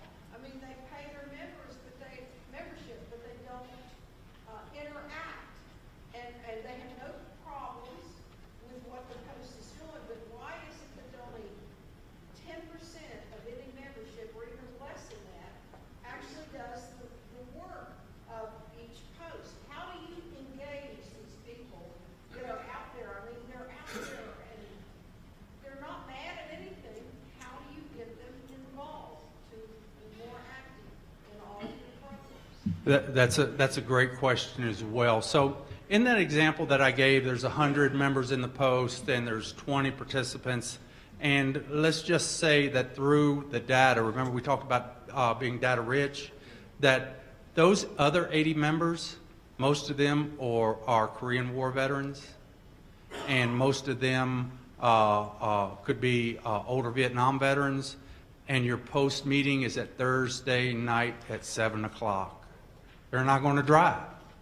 They're not going to come to your meeting. That's part of your analysis. Does that mean you have to rethink when your meeting times are? Does that mean that you do something else? But the core group that you have there, those are they're your valuable resource. So the core group that's there, those are the ones you really get out into to get them to recruit more members for that core group. you want to recruit everybody, but getting the core group there with their friends, their family, bringing them into the post that can be eligible for membership, and then you're going to expand that. Great question. Mark, may I address that? Yes, sir. Don't fall into the trap of measuring membership activity only by meeting attendance. There's a lot of our members that participate on the honor guard, go to the cemeteries for funerals that never come to a meeting. There's a lot of our members that will help with a dinner but never come to a meeting. One of the things we're learning with the younger generation of veterans, they want to do things. They don't necessarily want to come sit in a meeting. So make sure you offer them the opportunity to do something. Yes, sir. In the back. Larry Klein, Department of North Carolina. You mentioned about data from a county, and then you mentioned the penetration percentage.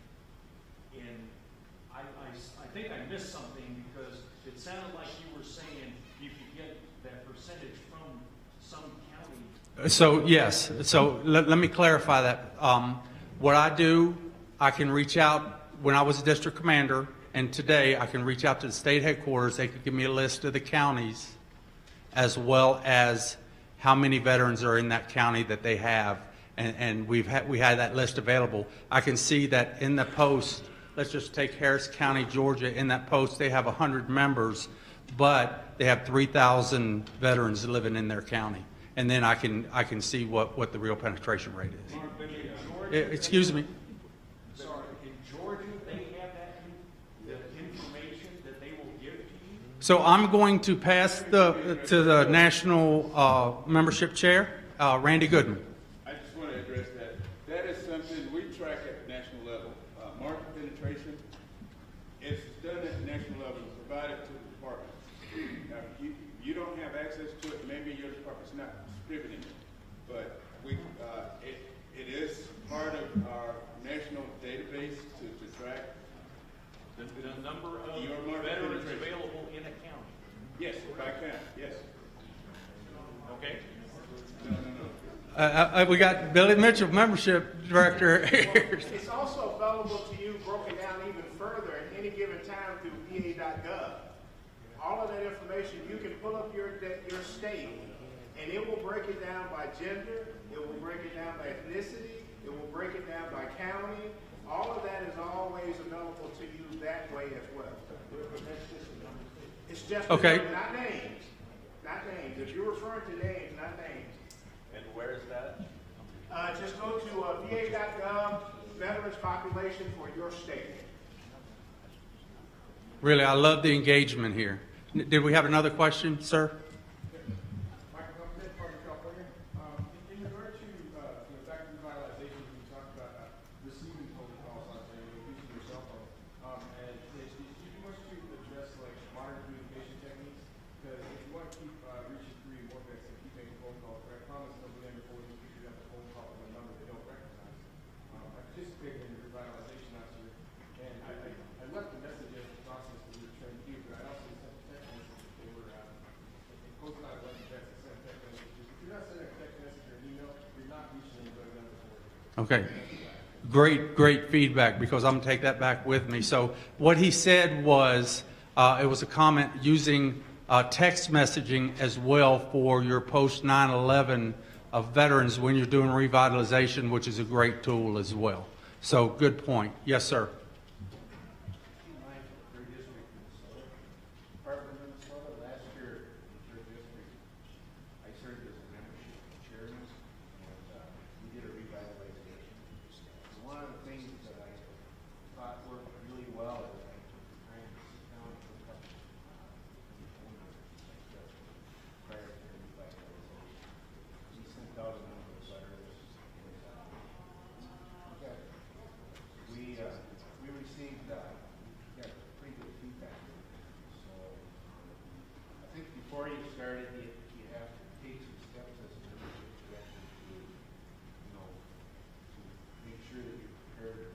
Yes, sir. And so what the Legionnaire said, or the district commander said, was he took time out last year to ensure that he properly planned and knew the phone numbers and understood where the letters were going, so that when he did receive calls back and those types of things, he was able to address that. Yes, sir. Thank you. Just to follow up, talking about revitalization, but reminded me of my previous question was, there was an individual who had signed up to National, and he was a member, came who's member of National for, I believe, 11 years. We had a revitalization, and he wound up joining a post in our district. Found out later he's not eligible. So, how's that? Okay, so when you find out one's not eligible, did not meet the dates they'd signed up through the Obviously did not tell the truth. right. So the question is, somebody went online and signed up, but they didn't tell the truth on their dates, and they've been a member for a while, and then it was discovered at that point they can't be a member. And they actually went on and signed that they were a wartime veteran for that area. So you know, you just cut off their membership. Yes, sir. From New York. I live in an area that's, we don't have that great population. What I do is I go to the county tax assessor. There's a way you can get that list, and on that list is all the property owners, and that list will designate what time they're in the service, if they're a combat veteran, if they're a wounded veteran. It's got all that information, address and everything. It's a good place to start. You contact these people. Well, I don't want to do anything in the post. Well, you know, just be a member. You don't need to do anything. Just, you need to join up this organization. You are a veteran. You just need to be there. Thank you, sir. That was the last question as we start to, we need to move this forward. However, I will be over here in the back and be able to address any further questions. I want to thank you. I want to thank you for your attendance here. Remember, the two behaviors: you're going to ask people to be members, and then you're going to share information with your posts. The engagement that you've had here today excites me. It motivates me, because when we have district commanders that are engaged, those districts will be successful in the American Legion. Thank you very much.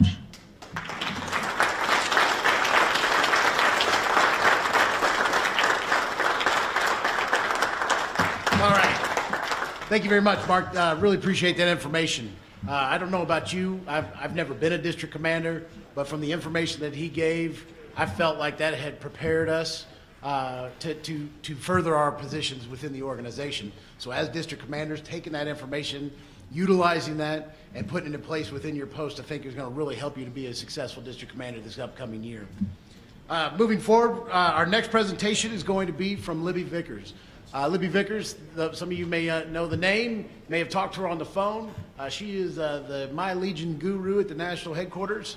So she's going to talk on MyLegion and kind of get into the little details to help you out with that. So, Libby?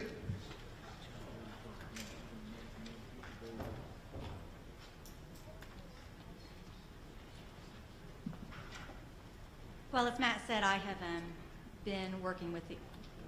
Is that better? Better? Step up a little bit. Is that better? Okay.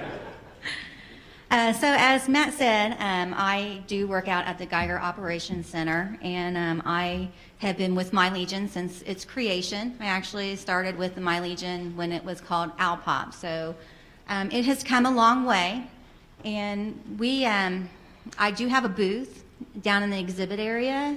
If you have time to come by the booth, it's booth 307. I'll be there tomorrow, and then this afternoon until I have a training session at 2. So we'll try to move this a little bit on since we are a little bit behind. But what I wanted to talk to you today is about what MyLegion is and how you can use it. How many of you guys are already familiar with MyLegion? How many of you guys are already using MyLegion? Okay, good. How many have never touched it? You don't have a clue what it's about. Okay, that's all right. That's usually the response I get. Usually the majority, yes? Mainly because of can't Yeah. So that's usually the response I get. A lot of people are already familiar with it, which is a great thing because MyLegion is a great membership tool. It is free, doesn't cost you anything. What it is direct access to our membership database. This picture here is our National Geiger Operations Center. This is where our membership, our membership area is, where we do our data entry, where we process the member transmittals as they come in. Our emblem sales division is located in that building, our IT division, and also the fundraising. So what MyLegion does, when you are in the MyLegion site, what you need to remember is when you are logged into there, you are getting the records that we have on file at National Headquarters. How do you access it? This is our legion.org homepage. You'll notice that there is a link up at the top for MyLegion. You can click on that link. It's going to take you to the homepage. You can also go directly to www.mylegion.org. And it's going to take you to a page that looks like this. Now, there are different areas of MyLegion. What we're going to focus on today is the post-district counties. The different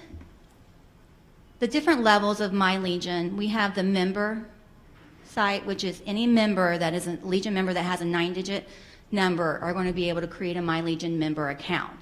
This just really gives them their own personal information, and they can see what we have on file for that member. Then we have the post, which at the post level, gives them access to their Legion and their SAL database. The tools that you're going to see today are referring to the district tools. However, the post has got a lot of this, mostly all the same tools, and then even a little bit more. At the district level, which is what you guys are all interested in, what you're going to get is you're going to get all the Legion membership for all the posts that are designated to your district. And then there is a department level.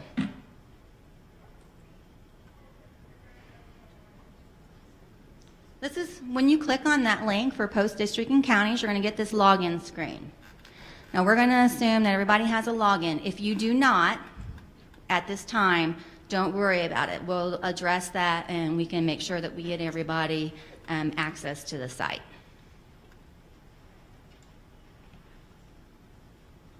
When you're logged in, you're going to see this page right here. Now the middle part of that page where it says how to print labels from MyLegion, that is not a feature that's available on the district site. But we use that kind of as a bulletin board so that we can get information out to the posts that are using it. So that is going to vary.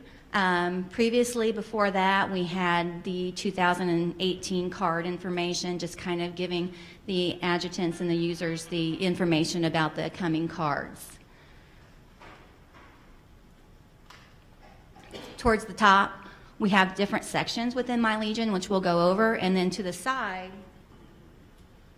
is where the nuts and bolts are. This is where you're going to find a lot of your tools, and we're going to go over them, and hopefully you're familiar with those already. If not, maybe we're going to teach you some new things that you're not familiar with. I've talked to several people at my booth already that have been using MyLegion, and they were not aware of some of the tools that were on there, and they've been on there a while. So if you get on there, please don't be afraid to click around and kind of see what these are. And then when you don't understand them, then you can call us and we'll answer any questions that you have.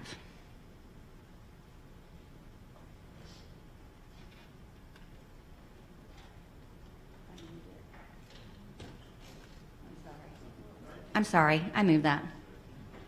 I'm trying to get closer so I can flip my slides and still read them. There we go. There, maybe it's better. Back up there. This first section, member processing. This is where you're going to be able to look up your members. These first three tools that I want to look at is just how to search up members. Okay, so when you are in your district site, you're going to be able to find any member information for any member that belongs to one of those posts that are within your district. You will use these tools only as a member search. This is not where you're going to get your reports. Okay, when you want to print a report, then we'll go into the report server. The first thing we're going to look at is list all members. Now what this does is when you go to list all members, you're going to have a pull down menu that's going to list all the posts that are in your district. Select your post, and when you search it, you're going to get a listing like this. This is just a quick alphabetical listing. If you want to look up a member by an ID number, you can click that ID number in there, and it's going to take you immediately to the member's record, or if you know your name. So there's different ways to get to a member's record. This one is through the list all members. I like to show this screen because I like to point out that UN column.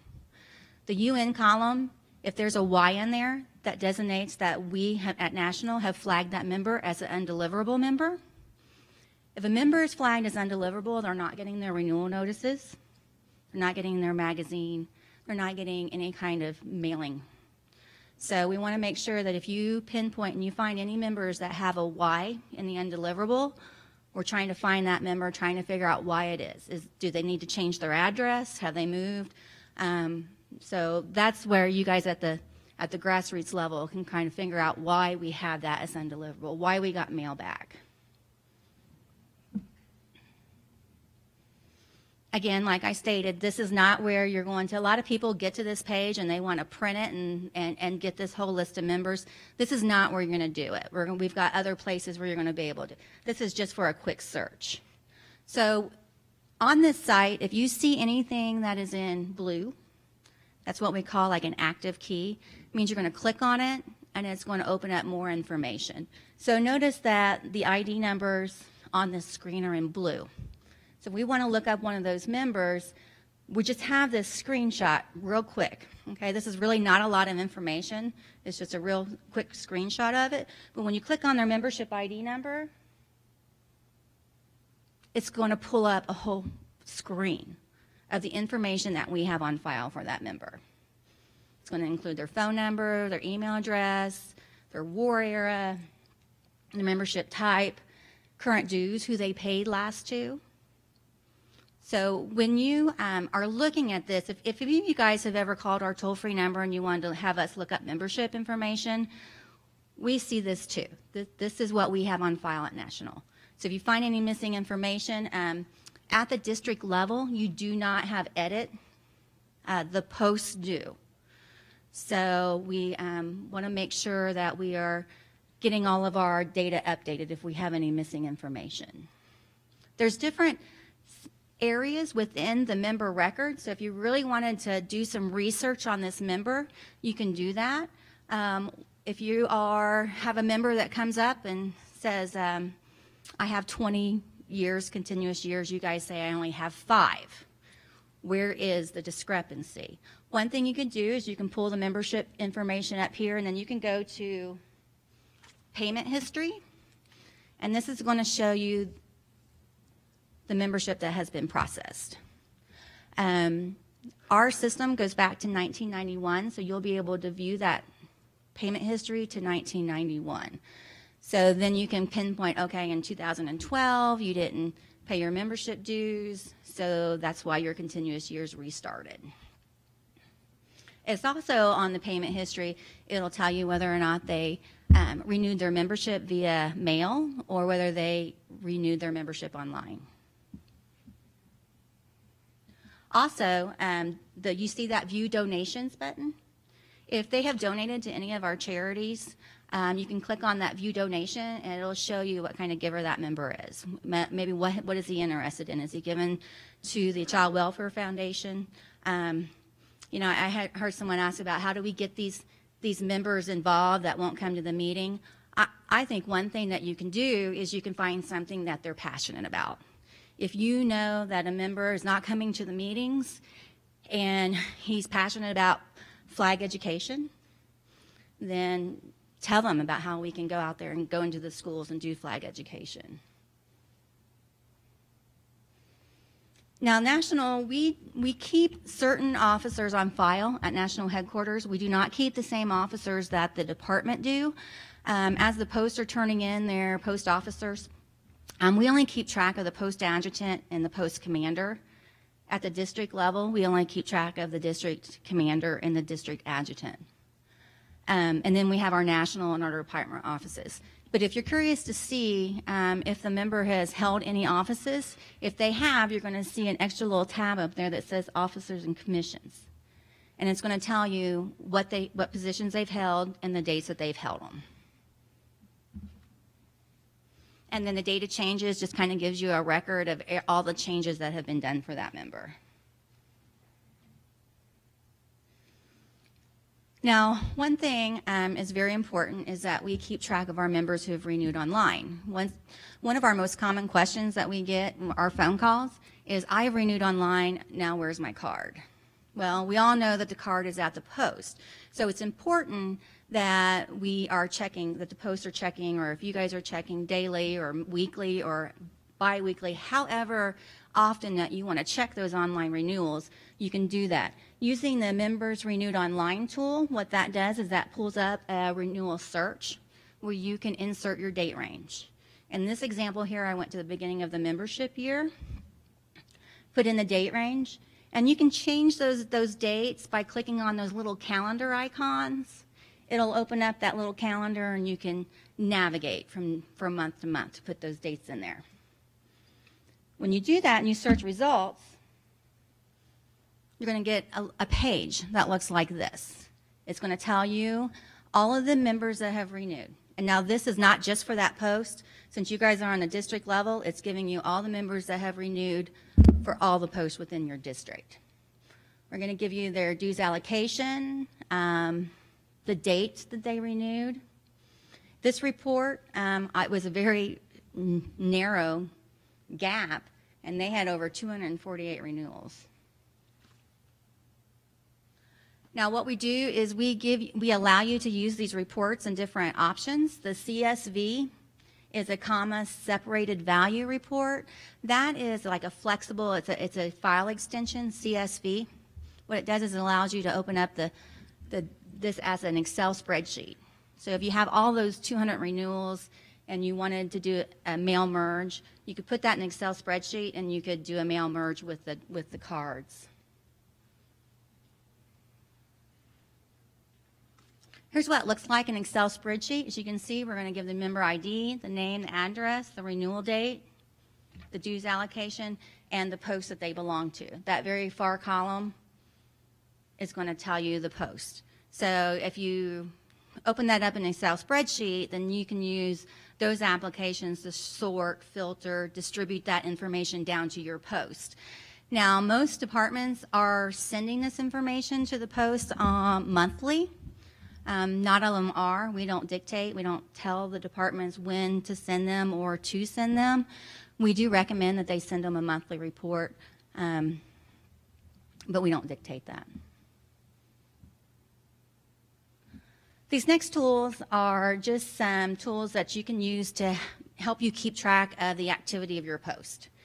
So we're going to look at the post inquiry, which is going to allow you to search the posts in your district, and you're going to be able to see what we have on file at National for the post. The consolidated post report, as your posts are turning in those, whether they do it online or whether they send it in the paper, as we're entering them, you're going to be able to see and print the consolidated post reports. So that way, if you're seeing that a post has not turned one in yet, you might want to give them a call, let them know that they need to be submitting that.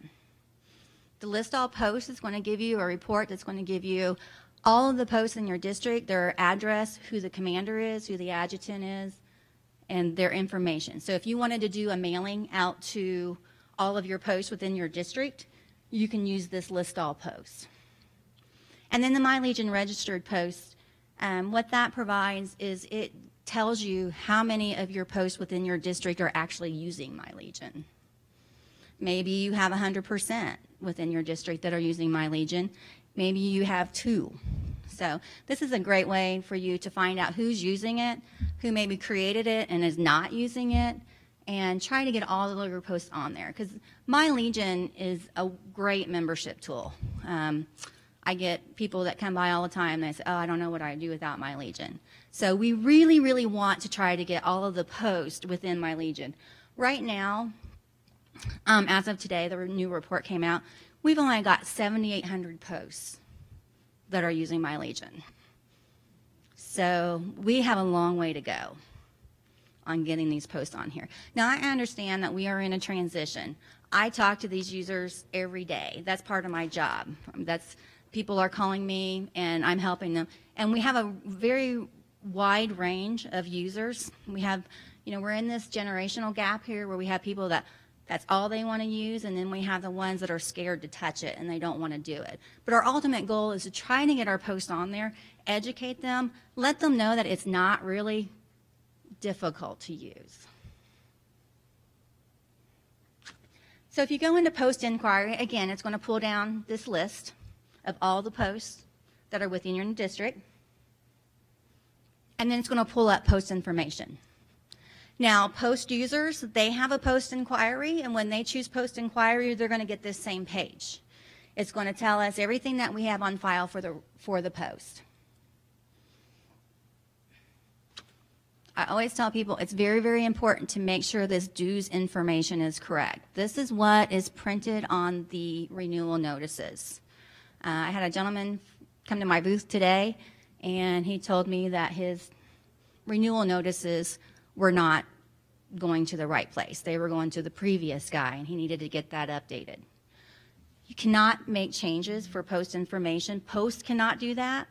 A post can change member information, but post information cannot be changed online. That has to go through the state headquarters, and then they will forward that to us using the post data form.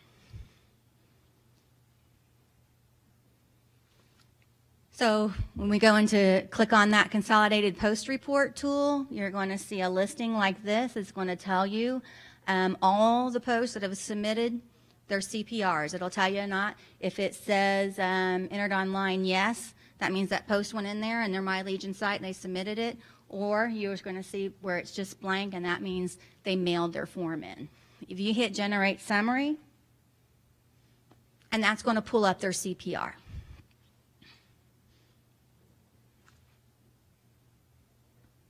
The list all posts, this is where I had talked about where we're going to give you all the information that we have on posts. It could help you if you wanted to do a mailing to all of your posts. Pull this up. This is the information that we have.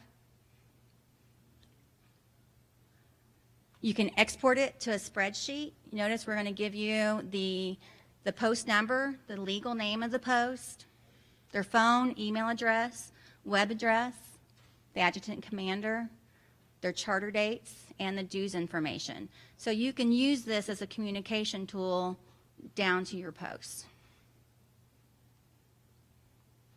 The registered post, this, yes, sir. I'm sorry?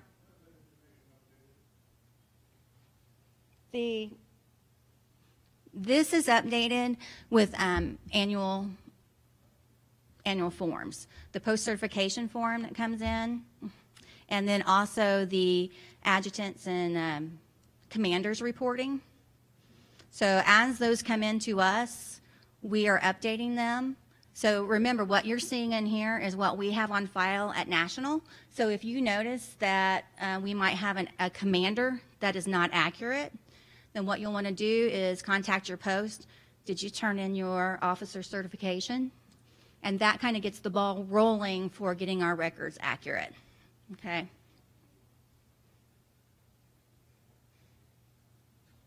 We'll go into the reports area. We have a report server and also downloads. There's two places that you can get reports. I personally like the report server. It's kind of newer and it's easier to use. Before the report server, we only had the downloads. So MyLegion is always evolving. We're always trying to improve it and make it easier to use, add reports, find out what you guys need, and try to make that available to you.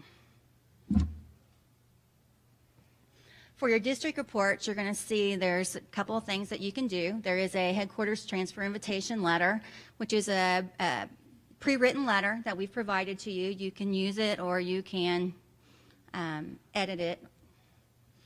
Find members in my area, project stay active, current members in my post, and paid members in the post. So we'll look at those real quickly and see what is on there. The headquarters transfer invitation. So what this is going to do is this is going to pull data from our database of all the members that belong to the paper post, the state paper post, and we're going to, and it also is going to allow you to narrow that down. If you want to narrow that down to just a certain couple of zip codes, and you can also, there's fields in there where you can edit what's on the letter. You can use this letter to assist with contacting members to transfer into the post. This tool is also available at the post level. Okay, this is a great tool to use. I've got several posts that I know of that have used this, and they've gotten a large response, and they've actually increased their membership. So what the letter looks like is once you put all that information in there, then you're going to see it's personalized. What we've done is we've put it in the post information. The post contact information is in this letter. It also, if we go back, you'll see the field where it asks about your American Legion. You can use that pull-down menu if you have a squadron or a riders or an auxiliary unit. You put those in there, and that's what modifies that letter. So if I didn't put anything in there, then this one paragraph would be just a little bit different. See that? Notice that third paragraph talks about the family, the Legion family that's in that letter. It also includes, if we have any missing information for that member, at the bottom of the letter you'll see where it's got like a line. That means we don't have that information on file, so when you're sending that letter out, hopefully we're capturing that information. And then you can fold this letter, three-fold, use a standard number 10 window envelope, and mail it. You don't even have to worry about labels. Find members in my area. That's one of the tools that is used for revitalization. Okay, we talked about revitalization, and we can get the data. This is really kind of where we find that. Find members in my area. What that is going to pull is that's going to pull your headquarters members within those zip code search, and then also it's going to give you expired members. All right, so we're digging a little bit deeper. What I've done here is I've selected a couple of zip codes. I've put in the last year dates, and you can change that if you only want to do target 2018. You can change that. The gray area, when you see in the report server, when you see those gray pull-down menus, that's your flexibility to use the report for however you want. And then available posts. So if you only wanted to do, let's say, post 1,000, then you'd pick 1,000, or if you want to do all posts, you want to try to find everybody, you have that flexibility. And then it's going to pull down a little report that looks like that. Now notice there is, on all these reports on the report server, and I didn't point that out in my presentation, I'm sorry, but you'll notice that there is like a little diskette icon that's got that green arrow coming out of it. Do you see it on the bottom? Do you see that? I don't have a pointer. But what that does is that is what we call exporter button, and you can export that to a PDF document or a Word document or an Excel spreadsheet.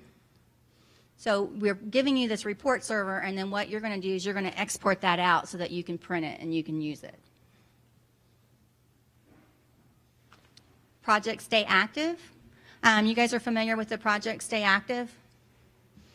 So we used to mail those cards. Now we're giving you the ability to pull that whenever you want.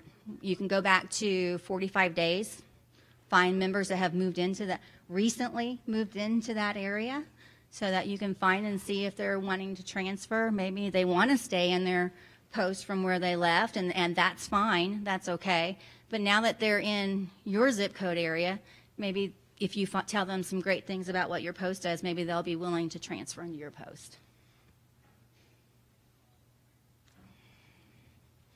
If you want to pull a listing, and then you can pull a listing for any post. Again, all these reports, for time's sake, but all these reports, when you first pick them, you're going to get that pull-down menu. So you can pick whichever post you want. So we want to do a current roster. This gives us the flexibility where you can pull down whether you want 2018 only, 2017 only. Pull that report. You have your listing. Quick current roster, okay? I still talk to people that are using the green bar. They use the green bar all year long, okay? And then they're calling and they're using MyLegion. And I'm like, you can pull a current roster because as people are renewing and new members are coming, the roster is constantly changing. So this right here is up-to-date information as to the day that you pull it. That is what National has processed. Now, the member listing is going to be different than the paid. The difference being if John paid to post 12 for 2018 and then he transfers to post 15, he's not going to show up on the paid post because he's not paid to the post until the following year when he renews. So this is another report that you can actually see who paid to the post because it can vary with the roster. The downloads is another area where you can get these reports. Every time you go into the downloads area, you have to hit accept. We're giving you a lot of data. The posts are getting a lot of data. We want to make sure that that data is only being used for Legion business. We like to believe that everybody is honest and that's what they're doing, but we have found that people will want to pull this information down and they'll want to use it for other than Legion business. That is prohibited. So please be cautious with that. So I go into the downloads area, you pick the post that you want, and then you'll be able to print these different listings for that post. Now, one that is in here that is not in the report server is the undeliverable, which is really important for us to try to target those undeliverable. This is where you can, if you pull down the report through the report server, there's usually the column there, the undeliverable column. So if you pull it into Excel, you can sort, you can filter, you can find them. This report right here will give you a real quick, easy, who do you have marked as undeliverable. Or if you wanted to pull these other listings as well. The tools area, publish image, basically all that does is it lets you upload an image, and then when you're conversing within the forum, which we'll talk about here in a few minutes, this is the image that shows. So if you want your image up there as a district commander, you can take a picture and you can go up there and you can upload that file and it's going to pull your picture up there. So whenever you're commenting in the officer forum, then they're going to see your profile picture.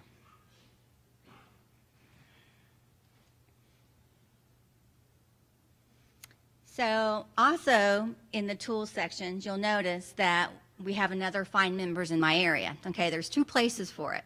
There's one in the report server, and then there's one down here.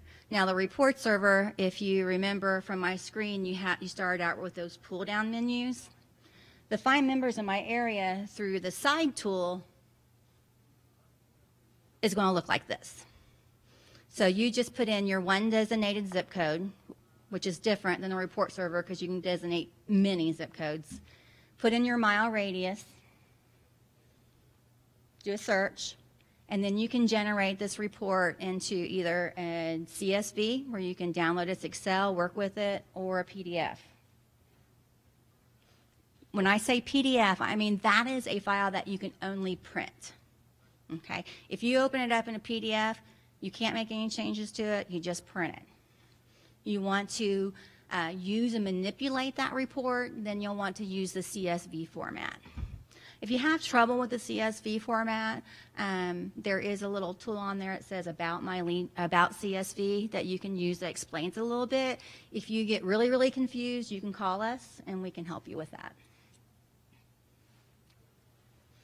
So on this Find Members in My Area, which is what you use, it's a great tool for revitalization, okay? Because it's targeting members who have let their membership expire and also those headquarters posts. So we're going to give you all of the contact information ready for your revitalization. So you have your member ID, the name, the address, all of this good information, the contact information.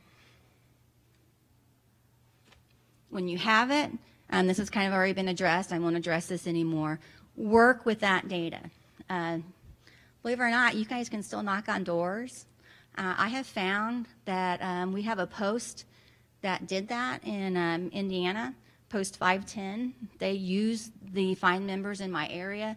They increased their membership by over like 500 members in 2 years just by using this. One thing they did was one of the big things, just like that one gentleman said, I don't think he's here anymore, he bailed out on me, but he emailed people. He took the emails and he just did mass emails, and he got a big response on that.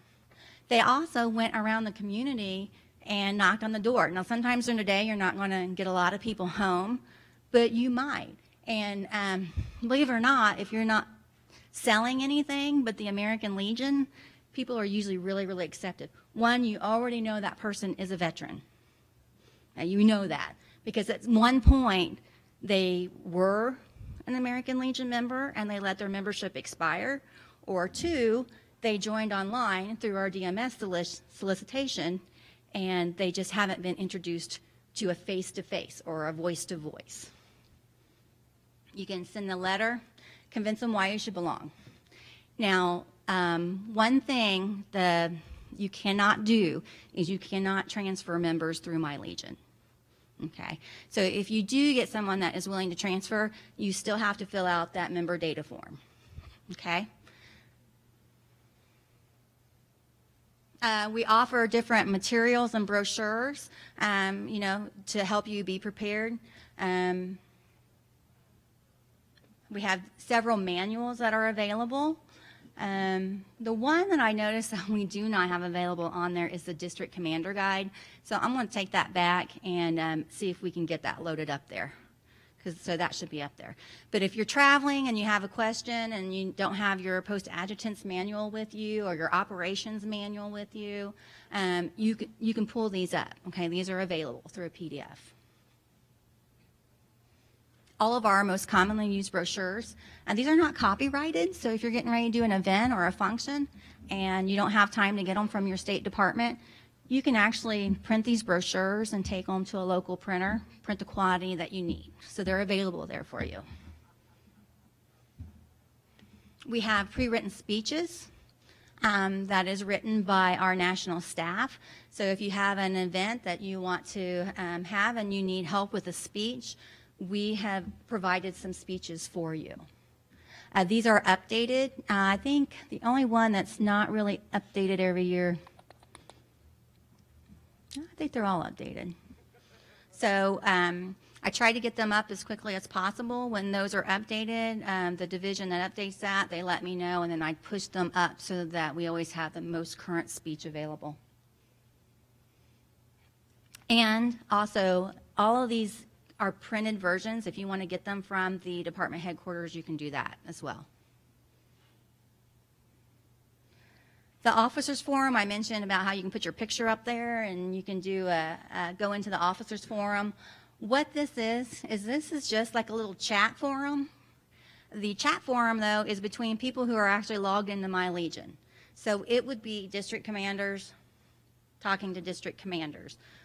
Post adjutants are in there. It's the people that are logged into MyLegion. If you go in there and you read the topics, there's some really some good things that are going on. They talked about earlier about you guys networking and sharing each other, what's happening, what is working, what's not working. This is a great way to kind of put that out there so that other people can see what is working for you. Or if you have questions, other people can answer those for you. Here's what it looks like. You got your different topics. I don't think there's a district commander topic on there, so if anybody wanted to go out there and start a district commander, then that could be a good little forum for you guys. These are kind of all over the place. As national staff, we really don't comment a lot in this section because this is for you guys. This is for you guys to communicate within each other. Here's one topic that seems to be popular is a template for the membership cards, which, by the way, we do not have at National, but we have users out there that have created that. And this is real popular because, hey, I want that. Yeah, can you send that to me? So if you look at that, you're seeing where they're communicating with each other. Will you email me this? So it's really a good tool, the Officers Forum. I learn a lot just going in there and reading it. I try not to comment. I try to stay out of it unless I see something that really needs to be addressed by National. If I can't answer it, I'll usually forward it to the right person at National Headquarters that might want to address that issue. Contact us. This is our contact information. This is how you can reach us if you have questions about MyLegion.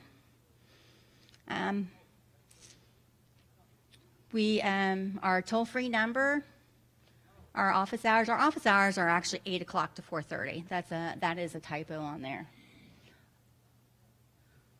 One thing that I like to use, because we have a lot of people that get intimidated by the computer, or they don't understand something, or they get frustrated. We have a really neat live remote assistance tool that will allow me to proxy into the computer so I can actually see your desktop and show you some of the tools. If you're not figuring it out, I can actually proxy in there and show you how to do it. I actually love that. I love giving those one-on-one little tutorials because you can just hear the light bulb come up. Oh, okay, yeah, that's how we do it.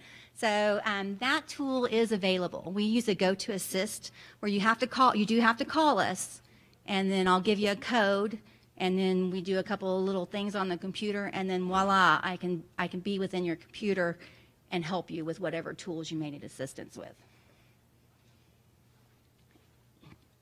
Once you are in the site, if you feel like maybe your password has been compromised or you want to change your password at any time, you can do that within MyLegion.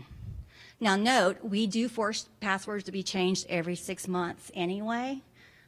We really take the security of our data very seriously. A lot of people don't like it that we force you to change your password every 6 months, but that's something that we feel like we need to do.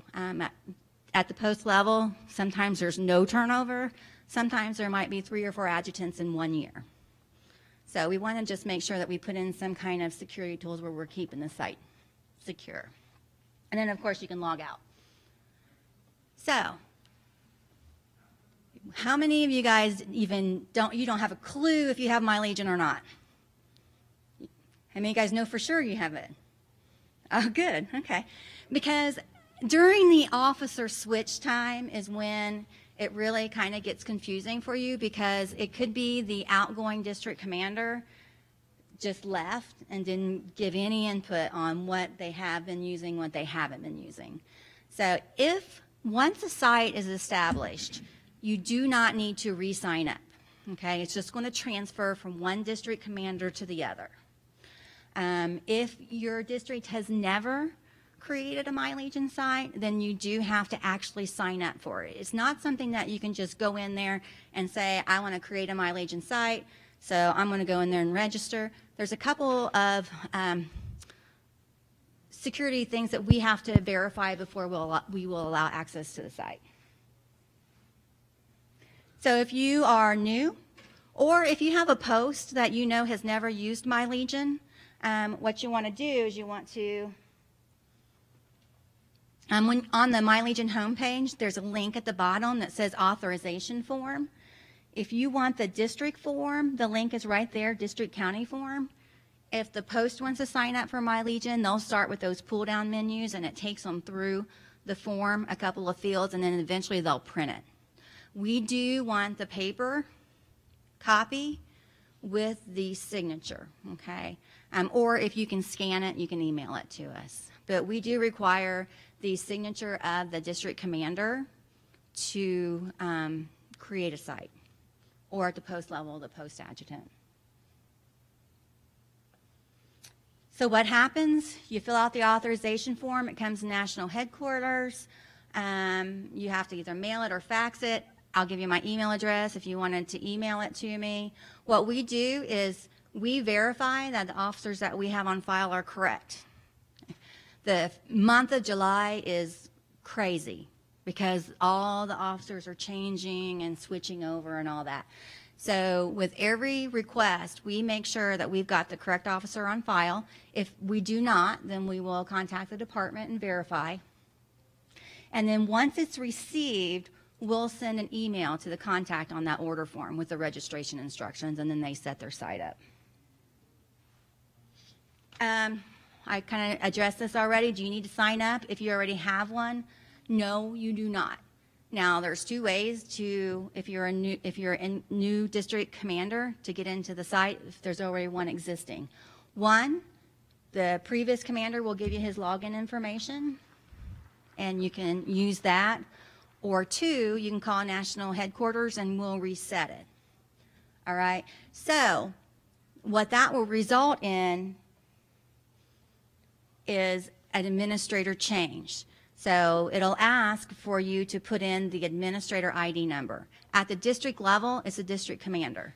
So this is what is switching it out of the previous administrator's name and into the new administrator's name.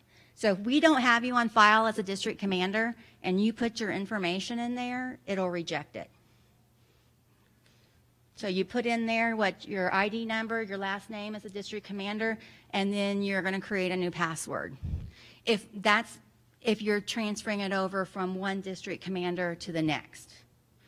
If National has to reset the page for you, you're going to get a page that's similar to this, but it's going to say reset customer name and password. And that's going to allow you, again, you have to put your membership number in there and your last name, but then you're going to create your own customer name and your own password. Here is our support staff. Myself, we have, when you call the toll-free number, what you do is you ask for MyLegion, and we have a rotating phone line that will get you the next available representative.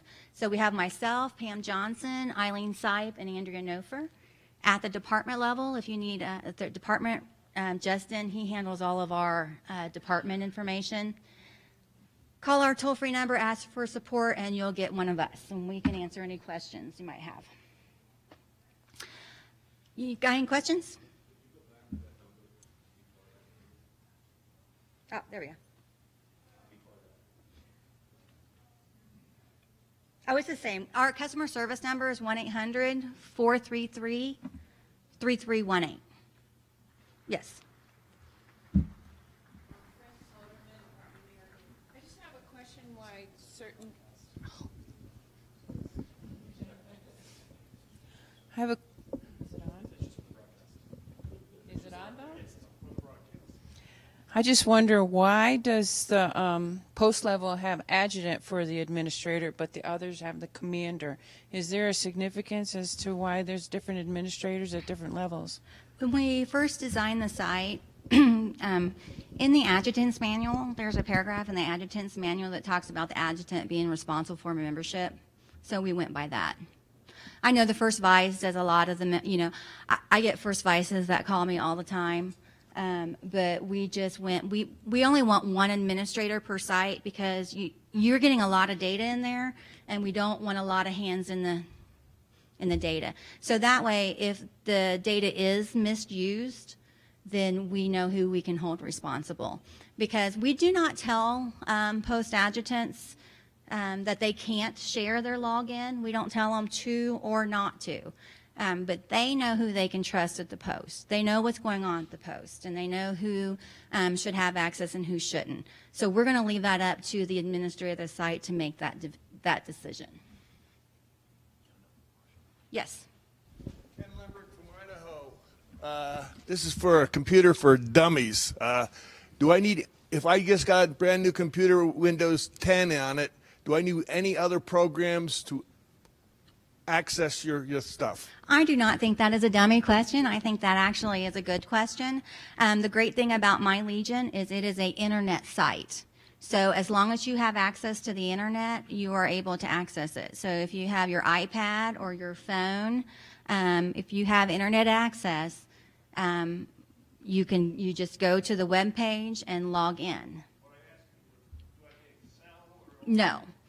Now, if you want to use some of the filters for like the reports, Adobe Reader is what you need for the PDF documents, which are usually standard with all of the machines. Microsoft Excel is not. They have some other applications in there. But that's the beauty of the CSV, is it's like a generic, so you can use it with whatever applications that you have on your machine. Any other questions? Yes, sir. Jack Young's Idaho. The question I have, in Idaho for our SAL members, we have squadrons and we have the detachment. We don't have a district. The question for you is there anything in the process now of being able to get the SAL information put on the district officers, district commanders section, so that we can get, as we're making our tours, that we can get that information out as well? So my SAL district level, similar to the post. At this time, there is not that I'm aware of, but that is something that you can actually address to, Paul Brown is the liaison now for SAL? Yes. So, you know, we are always open to suggestions. You can email us. Paul Brown is the national liaison, so that's something that you might want to forward to him for us to possibly add. Yes.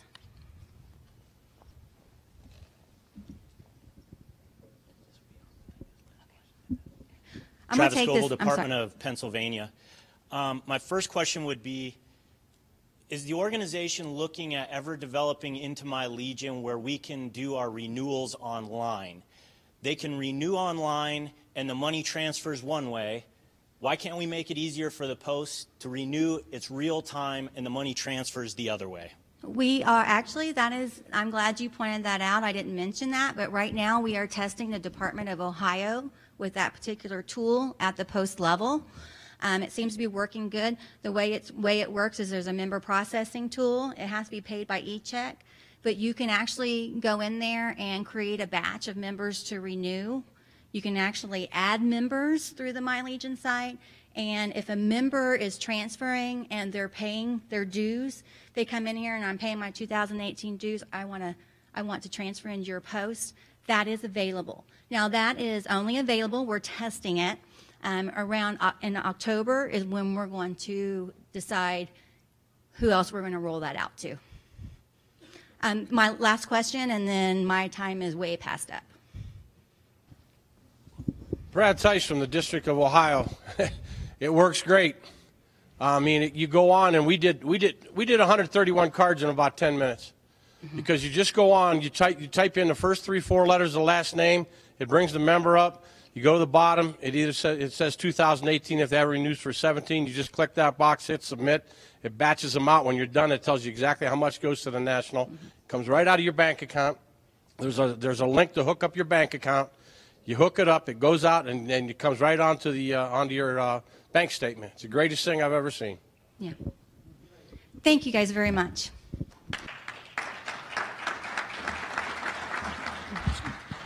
Now, keep in mind, Libby, you said what booth number are you? 307. So if you have more questions and you have some finer tuning questions that you'd like to ask her, please visit her in the expo hall down in booth 307. Now, through our online process that we're using here right now, we did receive a question, was asking about how come through MyLegion that when somebody turns in their transmittal, why does it lag behind from their department versus and then the national report? So their department then puts out a report, they've received it, and then all it is just processing that. Once the national headquarters receives the transmittal, we will process it, as soon as we get that. But there's lag time in that. And part of it is just depends on how often is the department transmitting. So there's the transmittal portion with that is kind of slows it down just because of using snail mail. But just like Ohio said, that he's using the new part that they're implementing. Once that's able to be rolled out to everybody, it's going to speed up the process quite a bit. So, all right. Moving on to our next guest. Past National Commander Rehbein is the chairman for the 100th Anniversary Committee, and he's going to talk a little bit on the 100 years of the American Legion. Commander?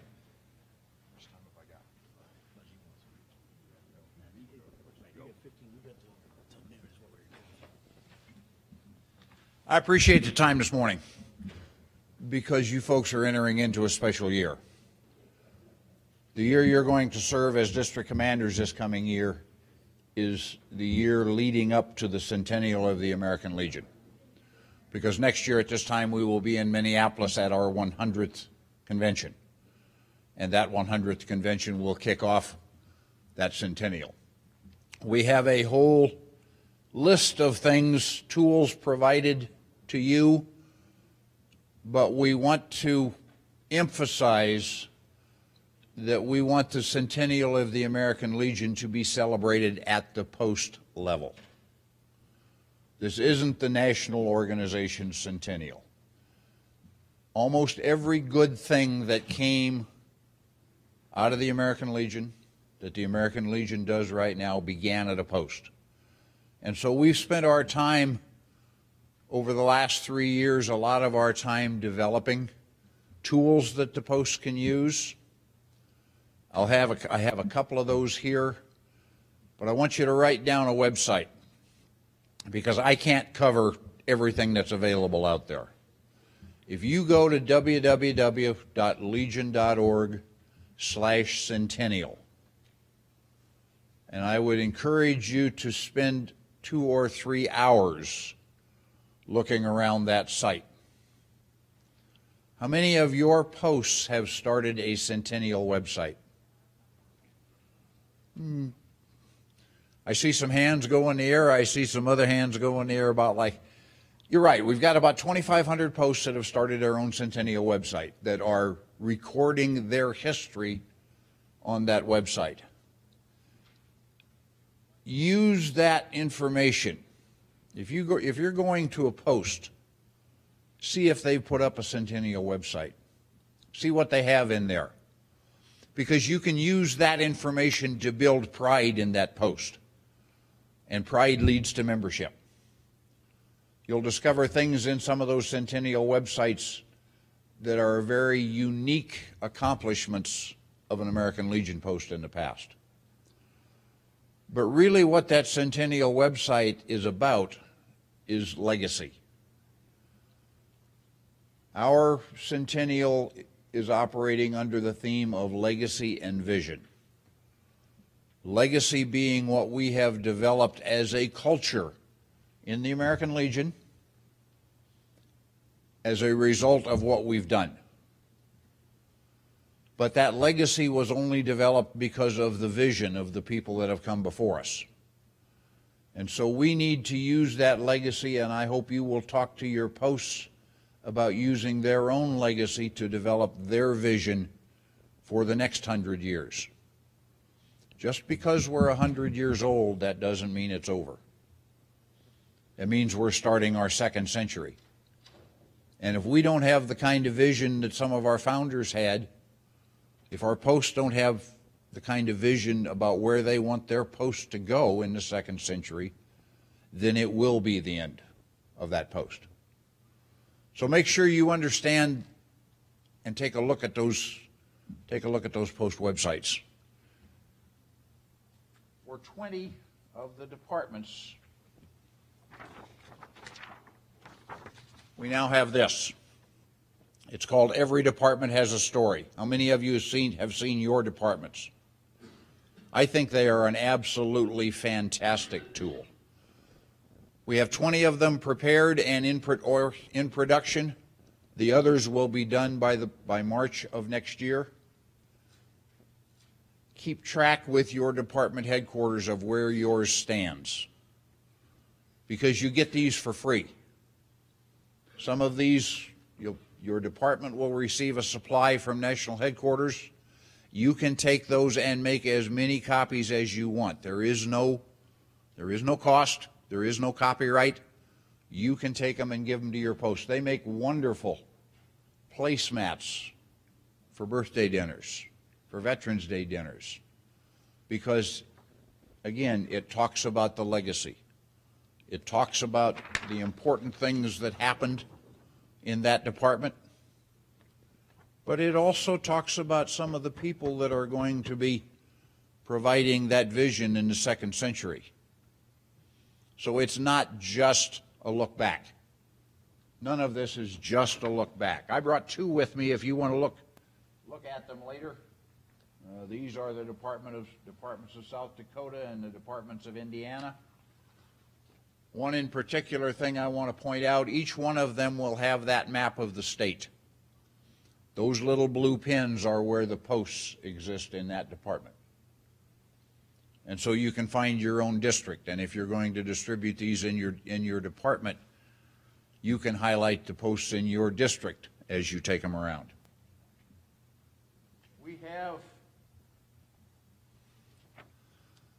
this media toolkit. Because this anniversary is not intended to just be celebrated within the walls of the American Legion posts around the country. If we do that, we've let an opportunity pass. Because we have an opportunity with the Centennial to really tell the story of the American Legion, who we are, what we've done, and what we're planning to do.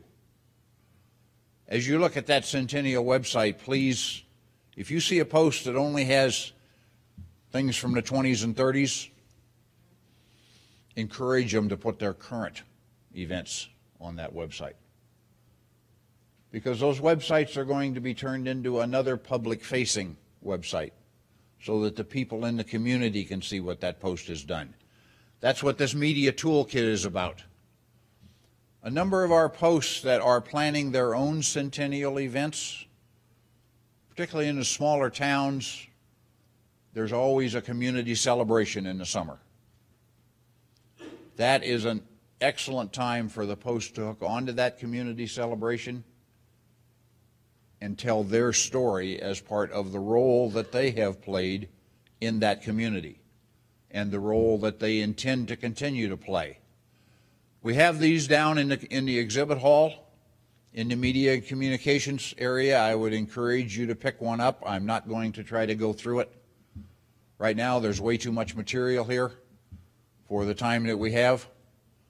But please get one and take a look at it, because there are things for you in there as a district commander, too. This isn't all just post material. I'll leave that one here. Just as a very interesting possibility, we were formed in France. The Department of France has plans. The Department of France, for no bigger than they are being very aggressive. They're planning a 9-day celebration in Paris. They're planning a parade down the Champs-Élysées, just as they did after World War I and World War II. I have some information here that I will also leave that the department asked me to bring here in case anyone may be thinking about going. There's some other things that have been put together for the Centennial. One of them in particular I think is going to be very significant.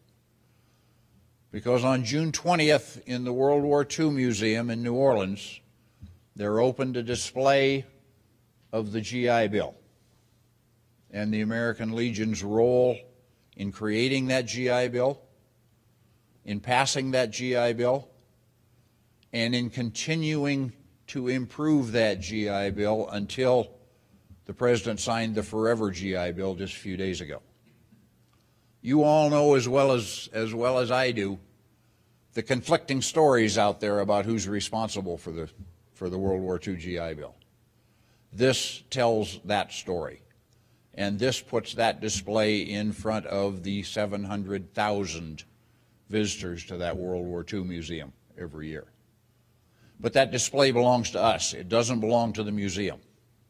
When it's done at the World War II Museum, it will move to the Student Veterans of America National Convention in San Antonio. And when it's done there, we're looking for other places. We're looking at potentially getting it into the World War I Museum in Kansas City. Because even though it's a World War II product, it was done by World War I veterans. That's how they implemented their vision for what they thought needed to see happen. Listen to our national commander talk last night about the legislation that's been passed this year. And I think with the three major pieces of veterans legislation, one of which will be signed Wednesday morning on our convention stage, and right there that tells you something about the role that we played in getting that legislation passed, because it will be signed on our convention stage, nobody else's. I think this year has been as important in veterans legislation as 1944. That's something we don't realize because we understand the effects of the GI Bill. We understand what effect it had. 20 years from now, I think we'll understand the effect of the legislation from this year. That's the kinds of things that we need to continue to do in the second century. And so I'm not going to spend a lot more time talking about our plans because it's all on the website. But when you go there, don't plan to spend 10 minutes. Plan to spend a couple of hours, because there's going to be more things coming out. We learned something here in this convention. One of our founders, Thomas Miller, is buried in Reno, Nevada. He was one of the vice chairs of the Paris Caucus. Because the chairman was called away back to his unit one day, Mr. Miller, Lieutenant Colonel Miller, gavelled that caucus to order with an 1877 silver dollar that he carried in his pocket as a lucky charm. We visited his grave, and we put a Centennial coin and a World War I commemoration coin on his grave the other day. And I think the Nevada people are going to continue to do that kind of thing. I hope when you go home, because I know when I go home, it's time to start finding where some of our founders back in Iowa are. Maybe where our first post commander in Ames is. We need to do some of that kind of thing, because I think that will rekindle our connection with that legacy. It will help us remember that those folks believed that they could accomplish these things. And if you go home as a new district commander now, believing that you can have a successful year, believing that you can accomplish that membership goal, believing that you and your posts can make a real contribution to the American Legion as we go into the Centennial, we'll have a great Centennial. One thing I would caution you on: Minneapolis is going to be a special convention. If your people can only go to one national convention in their lifetime, Minneapolis will be the one to go to. There will be reenactors. There will be a vintage warplane flyover. There will be a visit to the site of the first national convention in Minneapolis in 1919. So there will be things there that they'll never see again. As you travel this year, talk to them about that. Familiarize yourselves with what's on that webpage. Talk to them about the conventions to come in Minneapolis and Indianapolis, and encourage them to be there, because I think if they come, they will go home invigorated. They will go home ready to start the second century, because that's the other half of what we want to do as a Centennial Committee, is build the pride and build the energy and build the enthusiasm and get the second century kicked off right. So if you have questions about what else we're planning? Go ahead, sir.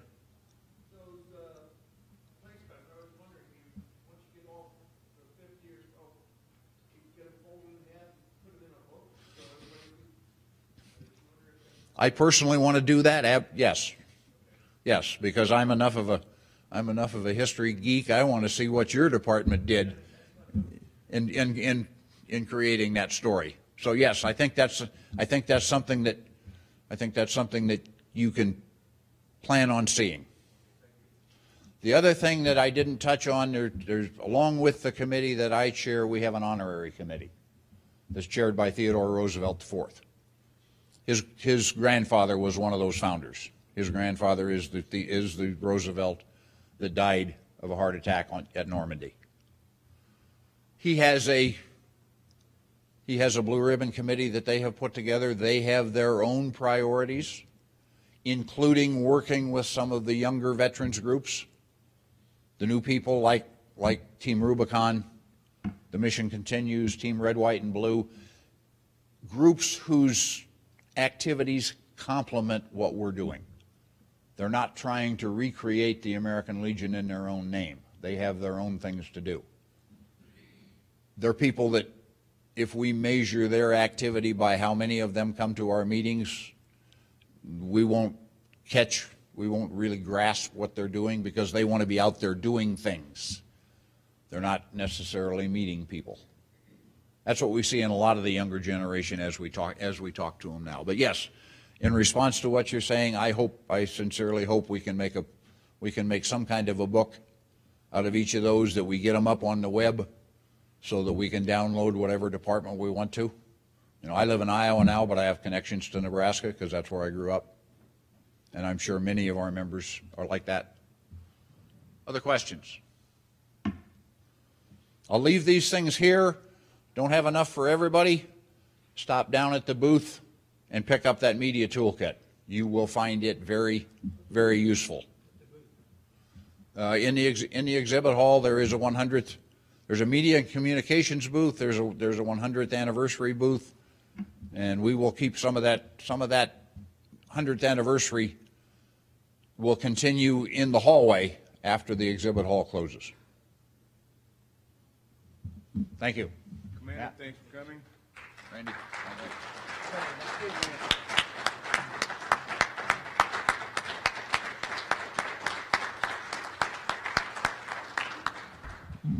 All right, ladies and gentlemen, the next portion was going to be the leadership panel.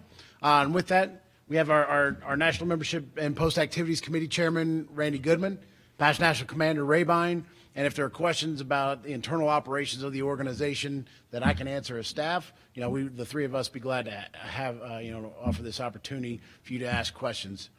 So are there any questions at this point that you've thought of that may have not been covered, or things that you may have wanted to know about? All right. Well, we'll have another opportunity. We will. Then we will move forward then. Like I mentioned, Randy Goodman is the National Membership and Post Activities Committee Chairman. And Randy is going to talk to us about the strategic plan.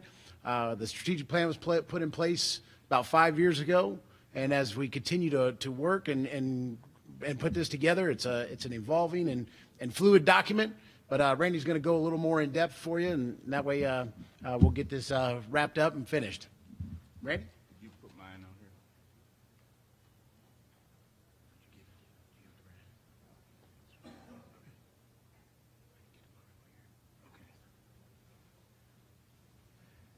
It's in the district commander training. Good morning. Good morning. It is still morning. As Matt mentioned, the American Legion's strategic plan, originally thought of as a 5-year plan to reach an all-time high in membership by our 100th anniversary in 2019. We realized then that an all-time high for this organization would be somewhat 3.3 million. At the time, we stood around 2.5 million. Last year, We ended the year 1.95 million. And you know that we're moving in the wrong direction to get an all-time high. So we've adjusted our strategic plan not to denote a particular membership target number, but only to create a culture of growth within our organization.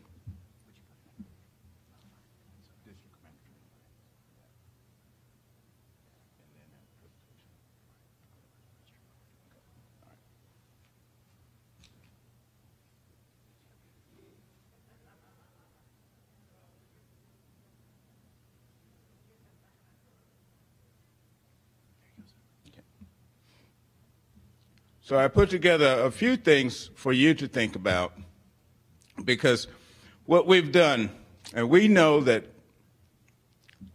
our strategic plan has not really gotten down to the post level, or may not have gotten down to the district level. We do also know the importance of our district commanders in our organizational fold. If anything's going to happen in this organization, especially growing membership and developing this type of atmosphere for growth, it has to include you, the district county commanders. And during our discussions during the membership and post-activities committee meetings, we've resolved that we need to get you more involved in the goals of the national organization, in the goals of the departments, and in the buy-in for the 14,000 posts around the world. We can grow, but we need the right people on the team. So in 2017-2018 membership year are going to be the ones to help to excitement in our organization. I see some hands. How many are willing to step up to the plate, because this is going to be your year to actually help move this organization forward? Very good. Very good.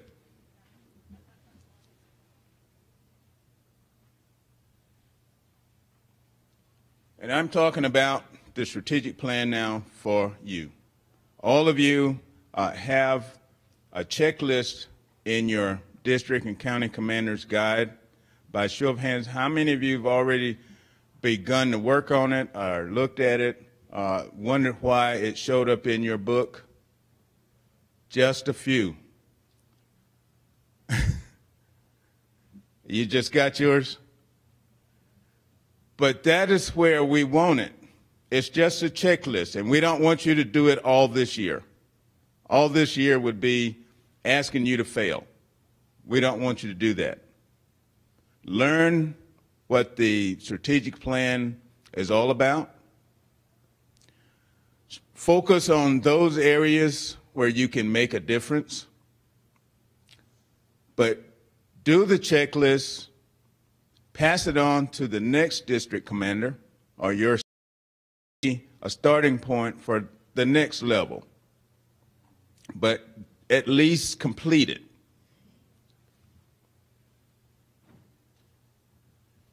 And as I mentioned, we want you to assist. You're willing, but we want to show you just a few ways that you. Our strategic plan for sustained membership growth encompasses 5 major tactics. How many of you are aware of these tactics? I'm glad we're holding this training. Brand awareness. Our 4 pillars of service pretty much dictate the brand that we want to publicize to media. We've not done a very good job of that. From our 4 pillars of service, veteran affairs and rehabilitation, strong national defense, children and youth, and then Americanism. But we have opportunities.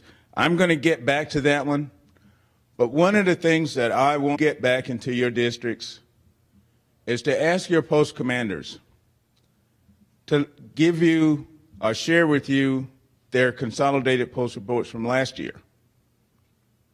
Help to summarize that for your district. And you summarize it and get it to the media. This is what's happening in your district.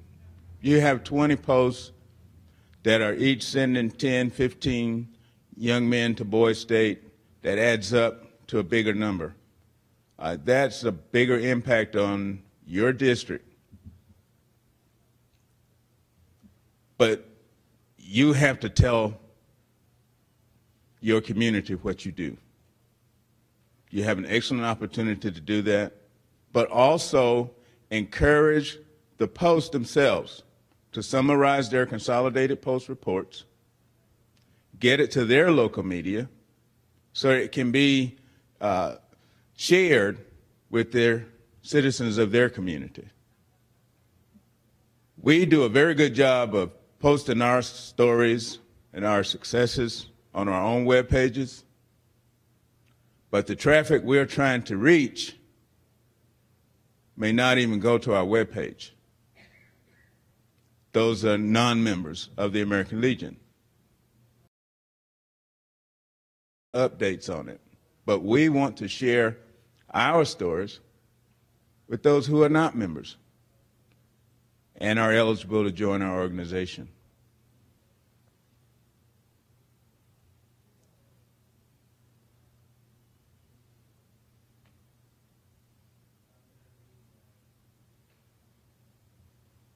Communication. How many of you have already received a letter from your department commander congratulating you on your election to district commander and welcoming you to the department team? A letter to your post commanders congratulating them on their election to post commander and welcoming them to your team on the district. That's the important thing we have to do. If we're going to build some momentum in this organization, we first have to build our team. The first 4 months of the year are very critical months that we can set the stage. If we miss this opportunity today, you won't be able to get it back. You'll never get it back.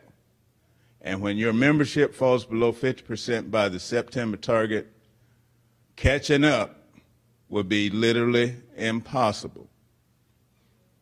And many of you already know that.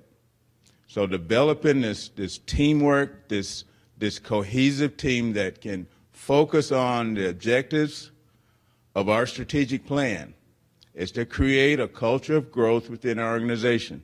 Do better than you did last year. It's a simple one. One that can be easily achieved, but we want you to realize that you're going to get all the help you need. And that is why we're hosting this here today. And this is being recorded and streamed live to anyone that's interested. And we will have a link on our training page so that you can go back to it. If you want to refresh yourself on what was actually discussed, you can go back to this information later. But we want to be a part of your team as well. Your department commanders will be getting a letter from the national commander once we have our installation on Thursday. I hope that your department commander in turn send a letter to you as district commanders, and you put into work the goals and objectives of Denise Rohan when she's sworn in as our first female national commander. we can get the job done, but we have to do a better job of executing the plan. It can't sit on the shelf. You have to build your team to help work the plan. Every team member counts. And in this instance, when your team, that's every post commander and all of your elected officers should be on your team. Make sure they know what you want to get accomplished this year. If they don't know, they can't help you. This year, we want to be 100% membership at the end of the year. And you have to have the same goals as the national organization, as your department. So your post has to have the same goals as you. But you have to be the one to tell them. And we want you to tell them in a way that they'll feel supportive of you. You're the district leadership, and you will support their goals. Make them feel part of the team and keep the communication lines open with them. They'll help you achieve your goals. Training and leadership, you see what we're trying to get accomplished here today. It's a start, but this is 2017, 2018. We look back on the past to learn from it, but today we're moving forward. This is your year to say, we got it done. You got it done. The district commanders in 2017, 2018 became part of the team that got it done. So continue the leadership training in your districts. And some of you may have districts that spread out hundreds of miles, and we realize that. So having regional training within your districts is important. And be sure to invite, as Mark mentioned this morning, when you hold training, be sure to invite your department staff, committee members, because they hold some of the expertise that you need in developing your post commanders and your post leadership. And goes with post development and revitalizations. He went over that this morning. Now, membership recruiting and retention. I'm going to talk just briefly on retention because our average retention rate, and some of you have retention rates above 90, 95%, but our average retention rate is around 86%. When we talk about 14% of our membership doesn't renew each year, that equates to big numbers. Big numbers. And who can do the job of encouraging our posts to start utilizing the tools that we have available, knowing less than 50% of our posts actually utilize the tools that can help manage their membership, MyLegion.org. You have a responsibility, but we don't want to put too much on you at one time, but at least follow some of the recommendations that we leave you with today. And if there's a problem getting younger folks involved in this organization, the answer could be in utilizing these tools that we have available. They could be the ones to help us as an organization move forward. They're not scared of technology. Most of them out there trying to change the technology, trying to improve upon it, and they'll have recommendations for us. But if you don't bring them on board and put in their hearts, you know, how they can help their communities, because veterans are veterans. It doesn't matter if it's World War II, World War I, Korean War. We have one thing in common. We are all veterans. And this organization should be the easiest one to to integrate the generations together. We are veterans, and you know for yourself that veterans love to volunteer. You just don't like to raise your hand.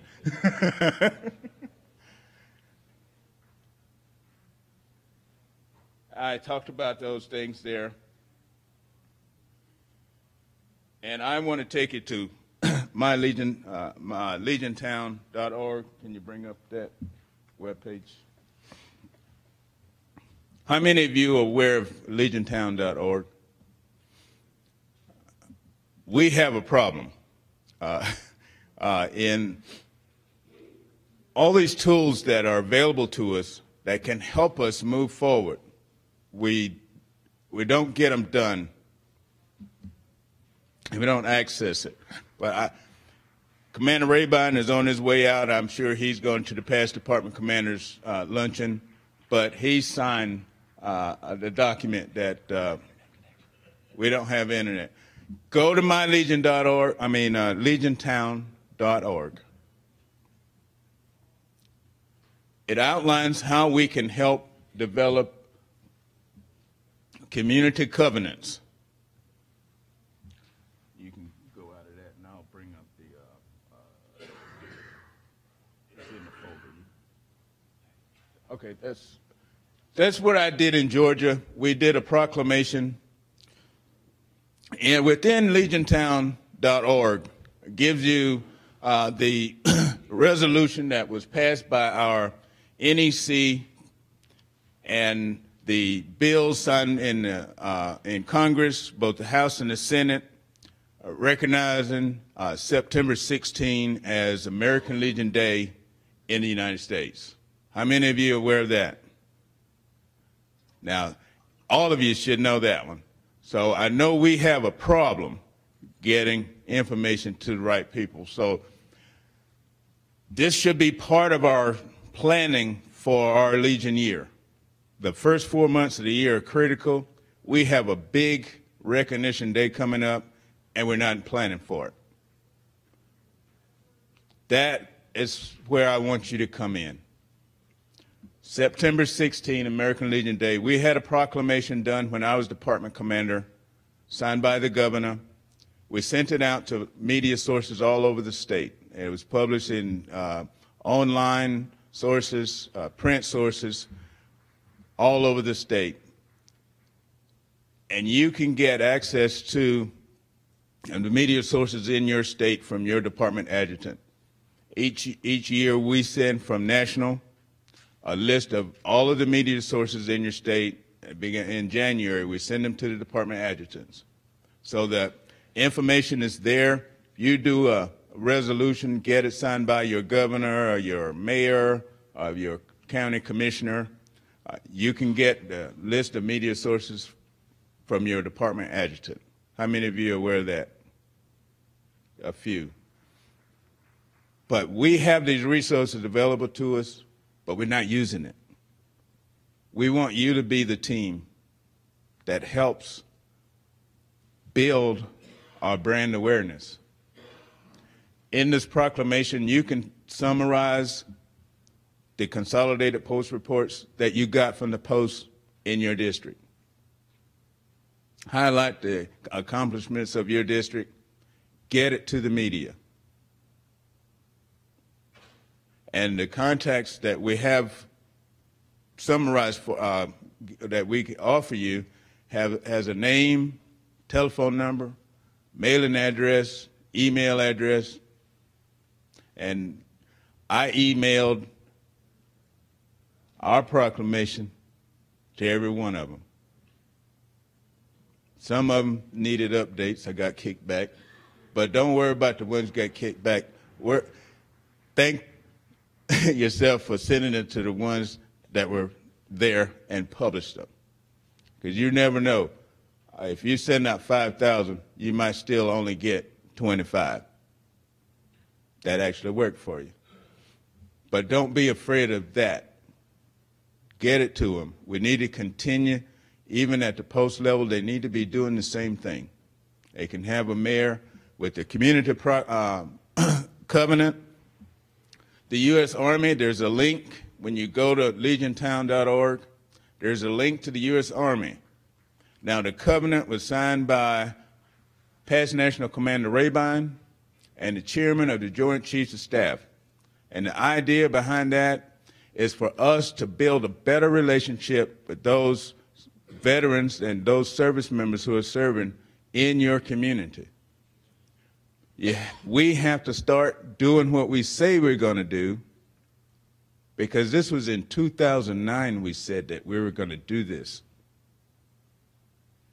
Somehow we have to keep to our own word, and the avenue of success is already there. Legiontown.org. We have to execute better. That's going to help you. Any questions on anything that we've talked about so far? Yes. I know a lot of you are looking like you're learning a lot, and that you are learning a lot. But like I said, we don't want to overload you, but we want you to be a part of this team to help make 2017, 2018 the year that we create a culture of growth in our organization. As simple as that. We can't continue in 25 years, we've lost over 1 million Legionnaires. Can you imagine in the next 25 if we continue doing the same thing? And then 25 more years after that, we disappear? Would that be something that you want to happen? You got to answer that one. Would you want that to happen? And you have the opportunity to help stop that. We have to create this culture of growth today, and we're relying on you to help. Yes?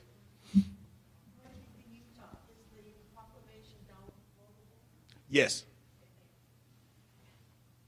And they have several. When you go to the webpage, legiontown.org, it will show you a list pictures of success stories.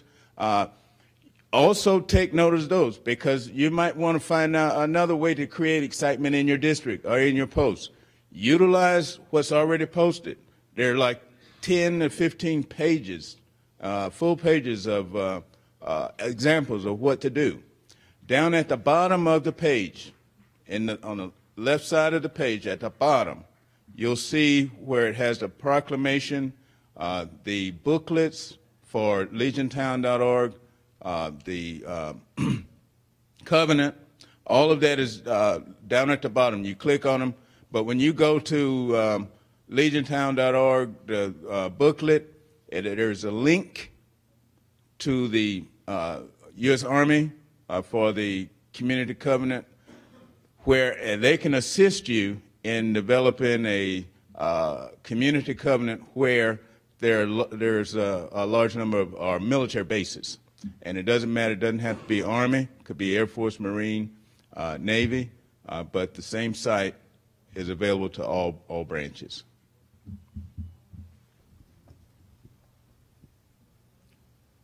Well, thank you so much for staying.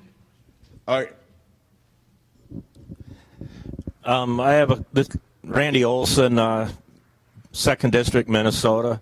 What I have is a comment that I'd like everybody to adhere to on the membership and the growth of the Legion. What have happened in the past, we're losing members left and right, day by day, and what's happening is we have to sustain growth. And one of our ways to sustain growth is, as a district commander, and the ones that are going to be district commander, our adjutants and everybody else, is that we recognize where our growth is. And if we have a post that doesn't have an auxiliary, if we have a post that doesn't have a Sons of the American Legion, if we have a post that doesn't have an American Legion Riders, we're wrong. We're doing our Legion post a discredit. Why I say this is that we took it upon ourselves to form an elite American Legion Riders, And by doing so, we found out post couldn't do that because they don't have a Sons of the American Legion in their post. Because to be a rider, you have to be either a Legion member, an auxiliary, or a Sons of the American Legion. So if you would if you would just look into pushing your post to and grow, and it grows as a family. The posts that are starting to close, they don't have growth, they don't have help from doing anything. So once you do that, you take each one of these members and you have them support you at every function you do. The community sees it, the community and gets involved in it. You get younger members involved. Then you find younger members that are all active. The Legion Riders right now are the most active because you're doing something every single week, month, whatever. What happens is it builds excitement in it. You take a younger member that just gets in, he doesn't want to go to, he, she, whatever, does not want to go to a post and sit and do the same meeting every night, every time, every day. What happens is they get involved. So you take the older generation of us that are getting older, and you, like your commanders and everything else, and you put them to a class, put them as a chairmanship, put them to challenge them to do all these tasks for youth, revitalization, rehabilitation. You give them something to do and report to them post commanders, and all of a sudden everything starts to build from there.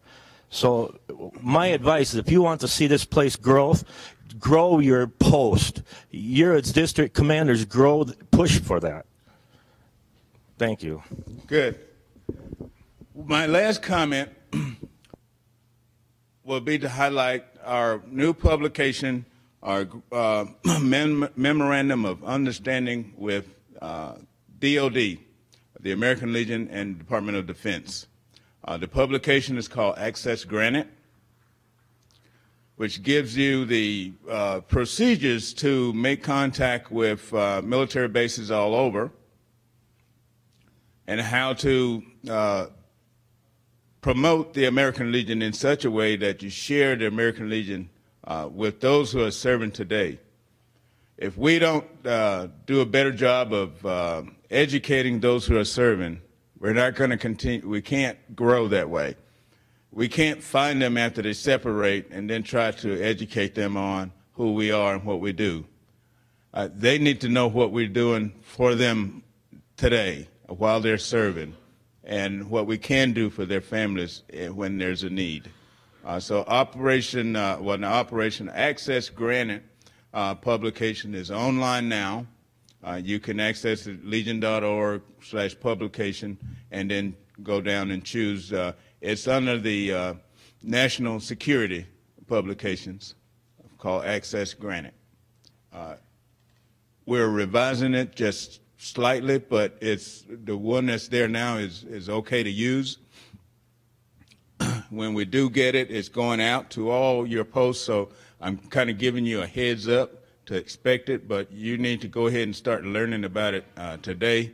And as a district commander, you can do more for, if you have a National Guard armory or several or major installation in your district, you can be the focal point for all your posts within your district to help see it through. All right. Well, thank you so much for coming. Yes, one other question. Get the mic.